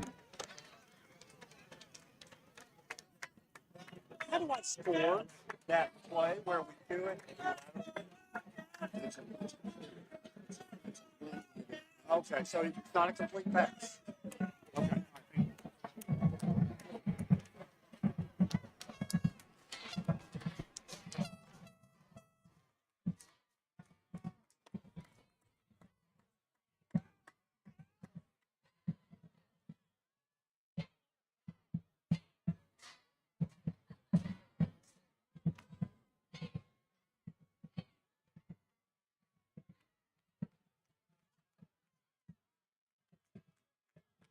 What a thrilling end to this ball game here, of a game that didn't see a whole lot of, I guess, big highlights in it. Defense was the key here. The Wildcats have it 2nd down, goal to go at the Bearden 10, but only 6 seconds to play in the ball game.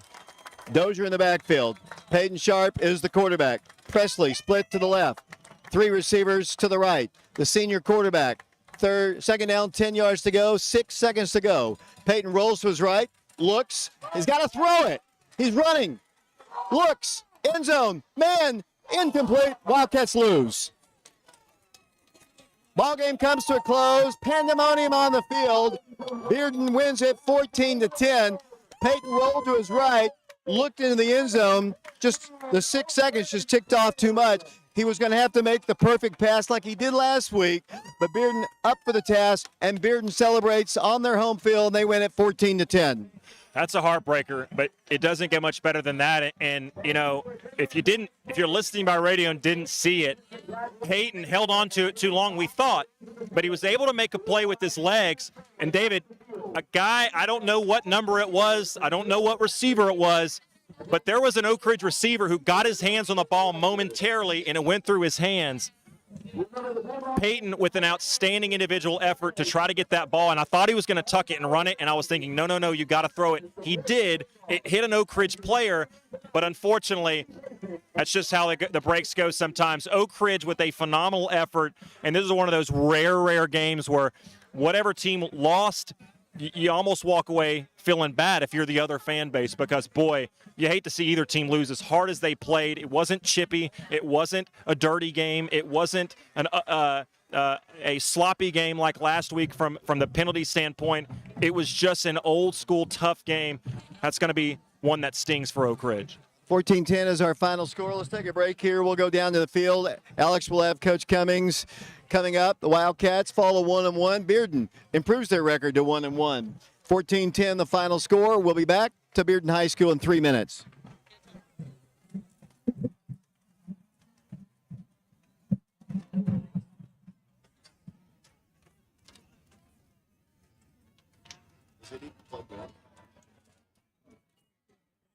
Yeah.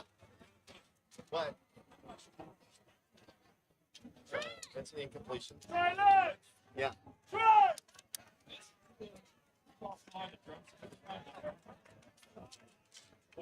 Still showing us up there.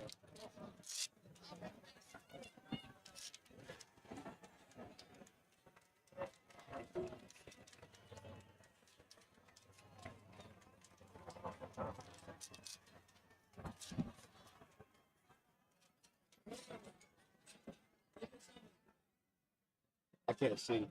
Put asterisk. Okay, now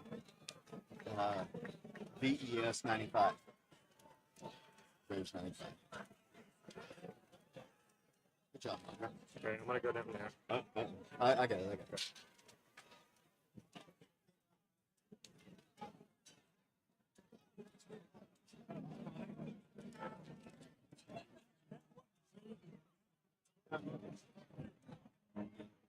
I may have a little trouble seeing you from down there, but I'll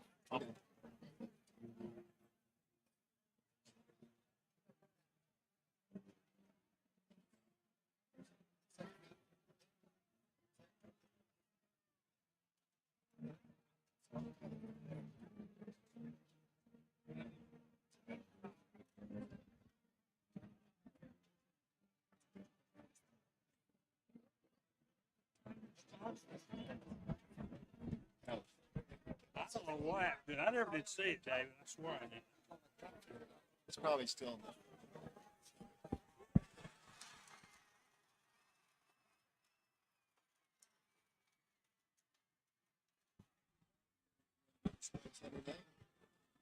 Ready to do a scroll something?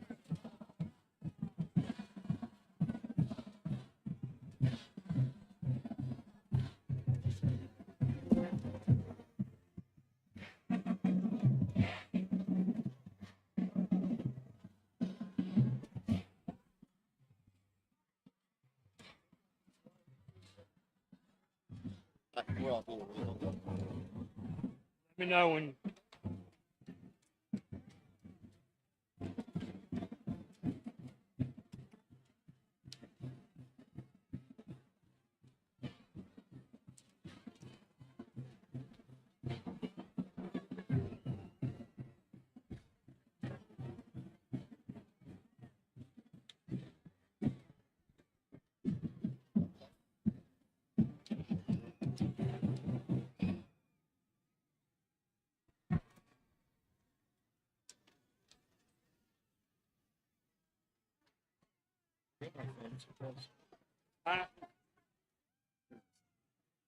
Ready?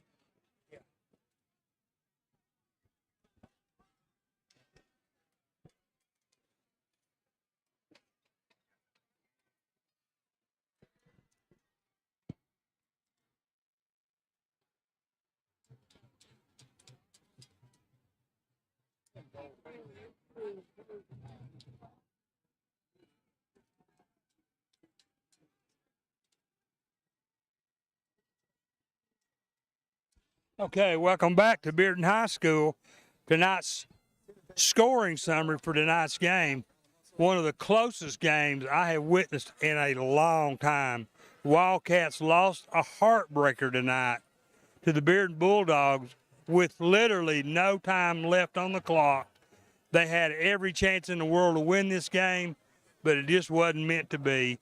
A very disappointing loss for the Wildcats and a very exciting football game.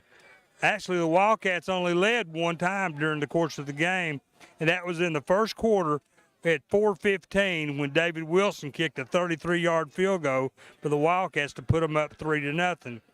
Then in the second quarter, with 3:59 in the second quarter, Kai Ironside ran one in from 7 yards out after about a 70-yard drive by the Bearden Bulldogs, and the Bearden Bulldogs led the Wildcats 6-3. Then Daniel Kinney, the kicker for the Bearden Bulldogs, came in and kicked the ball between the uprights, and the Bulldogs led 7-3. And then in the third quarter, their quarterback, Drew Parrott, ran one in from 1 yard out after a pretty good drive by the Bearden Bulldogs. With 9:17 left in the third quarter, the Bearden Bulldogs went up 13-3. Daniel Kinney came in for the Bulldogs, kicked the ball between the uprights, and the Bulldogs led 14-3. But it was a long way from being over. The Wildcats came back and played very hard. And then Dozier ran one in from 2 yards out, and the Wildcats only trailed 10-9. Then David Wright's, or 10-14, pardon me. Then David Wright came in and kicked the extra point, and the Wildcats only were down by 4, as David Wilson's kick was good. And then it was just a defensive battle the rest of the game, right down to the very end, when the Wildcats, Peyton Sharp threw a pass to number 11, Will Presley, into the end zone, and it was a little bit high and went through his hands, and that was the end of the ball game. Wildcats, a very disappointing loss tonight with the Bearden Bulldogs, 14-10. David? Having a little technical trouble with the radio here, but we do have the live stream still going. We're going to go down to the field here in a second to Alex Myers. If you can help me spot him down there, and I'll try to work on the radio side of things. There's so many people down there, it's really hard to see him. He's tall, but I still can't see him. Trying to wander around there, through there. Maybe it'd be better to take a break here. Mike, if you could fill some time here. I think our internet keeps jumping off on the radio. Okay, thank you, David. As we're looking for Alex Myers, he's doing the play-by-play or personal interviews down on the field for the Wildcats, and he's milling around in a huge crowd down there. As it is absolutely amazing how excited this crowd is, both Oak Ridge, even though they lost, and Bearden. I mean, they are really pumped up. The Bearden Bulldogs are about as excited as I've ever seen the team. Anytime anybody beats Oak Ridge, it's exciting. You know, that's just the way of the world. But the Wildcats really played tough tonight. One of the better games I've seen in a long time, David. Defensively, the Wildcats played great. I see Alex down there, but he doesn't have anybody to talk to right now. He's got our camera guys, Josh Frazier, Lee Wexler, and Matthew Charles down there, but still waiting for actually an actual interview. And anytime we go down to him, we could, but he didn't have anybody to talk to. Having trouble with the internet over here. I'm gonna let you fill it again. Okay, thank you, David. I'll do the best I can to kill some time here. As the Wildcats, as we've already said, a really tough loss for the Wildcats, 14-10. But one good thing about it, this is not a regional game. This is not really going to affect their playoff situation. And then we have got a really good team. But I want to mention this: next week, we've got the Clinton Dragons, a big rivalry, and they are a regional game. And they've got one of the better teams they've had in a while. I've been hearing really good things about the Clinton Dragons, and they're going to be really tough. And hopefully the Wildcats can regroup, come back, and it'll being our first game at home at Blankenship is always a big boost. You know, the crowd's going to be, I think, wonderful. And I think from what I've seen on the long-range forecast, the weather's going to be great. So we shouldn't have any issues with the weather next week. So I want to encourage everyone that can come out and watch the Clinton Dragons and Oak Ridge. In Oak Ridge, remember, as David said, the game kicks off at 7:30, not 7 o'clock like the two previous Knoxville games. And with the heat we've been having, that's a much better thing for the players in particular to have that advantage of being 1/2 hour later, because it makes a big difference in the temperature change, especially with the heat and humidity of August. And then next week, of course, in September the 2nd. So we're going into fall here pretty soon. Won't be long, it'll be cooling off, and we won't be having these heat issues that we've been having here early on in the season, as we always do. Still looking for Alec Myers.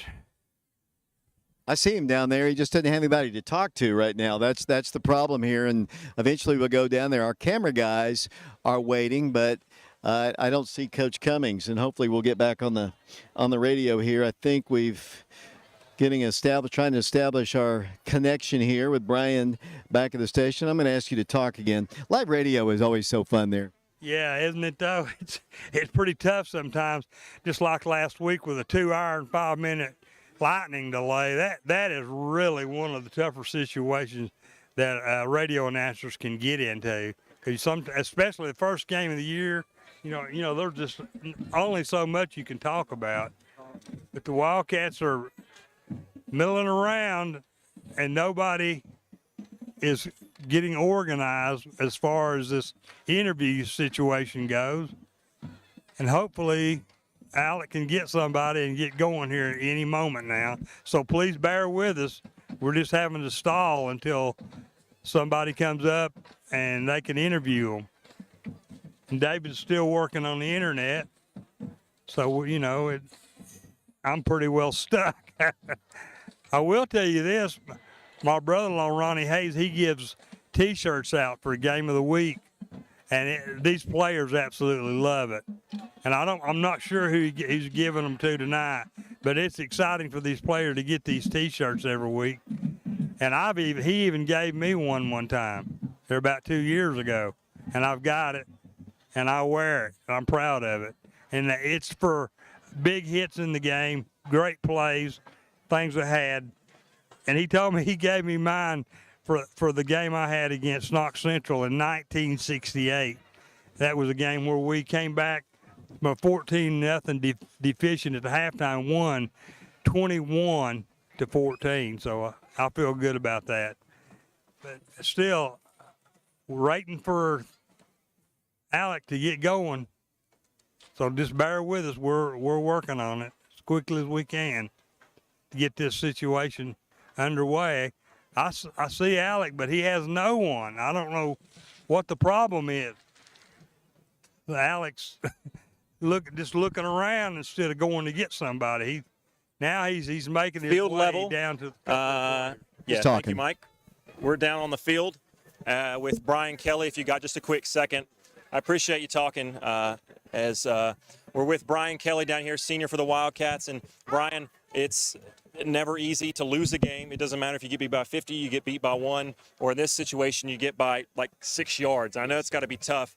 You played a lot on both sides. You guys were really, really shorthanded, and throughout the game, you became more shorthanded. What did you think about the resolve of your team tonight? Well, I feel like as a team in general, our defense has really come together. We're very much bonding on that side of the ball. Offense, tonight we were short, but we all know, we all have that confidence that we're going to go through this season stronger, and we're not going to let things like this happen again. Offensively, I thought it was a slow start, and you guys started it was a fast start, but then you guys slowed down, and you guys caught it again. Defensively, in the second quarter, you guys were on the field a lot. You slowed down. You guys got gassed. In the third quarter, I saw Jacob Bearden, a former Wildcat, one of your best buds, I'm sure, from last year. He came down. He was kind of pumping you guys up. did you guys have a little bit of extra energy or something? Because something's changed there after halftime, and you guys seem to have a little bit extra edge. Yeah, during halftime, we just talked everything over, and the fact of the matter is we knew what they were doing. It was not trickery. We knew they were running the ball. We knew where they were going, and we knew what they wanted to do, and we just knew that we had to get it done. So we came together, we came back, we got some energy, and we fought.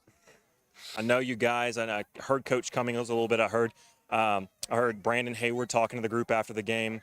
How long do you let this soak in? Because it's painful, it hurts, and I know that drives you to some extent. At what point do you flip the switch and say, all right, next week it's on to the rivalry game? I mean, it's got to be after tonight. You got to look at it as a good thing that we got the opportunity to play in such a close game like this, that it wasn't something that was like won by them earlier. We got this opportunity to be close, and we got that opportunity, and we're going to work on that. And as a team, I just feel like tomorrow, and especially by Monday, we're going to be ready. We're going to be hyped up. All right, thank you so much, Brian. Thank you. Let's keep it down here. If I can locate Coach Cummings, he's right over here. We'll try to get him in and out pretty fast tonight, because I know we had a little bit of a delay there, and I know that he's had a tough night, and he wants to probably get back on the bus as well. So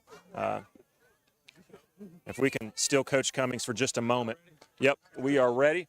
Alex Myers down here. Josh doing camera for us. We appreciate that. Coach Cummings joining us now. Coach, a tough ball game. It's always tough when you don't come out on top. But, boy, that was an old-school physical game. And really, both teams, I thought, played so hard. Yeah, no doubt about it.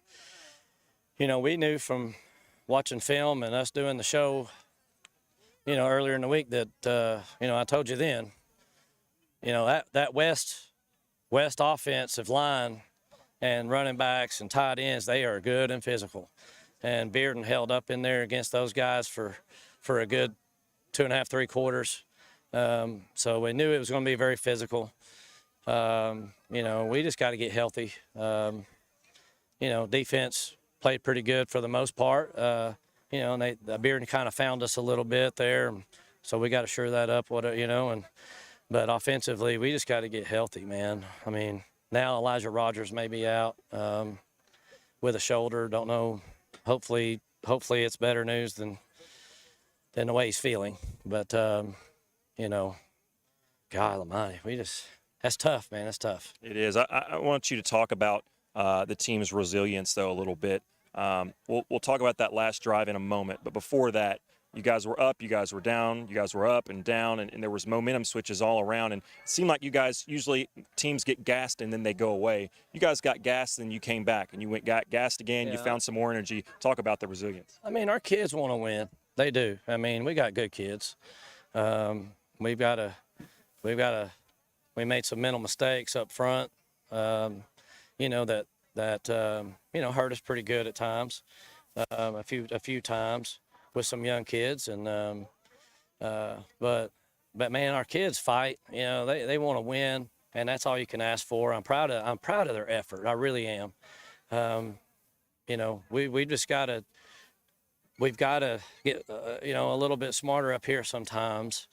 Like we missed a down near the goal line on 4th down.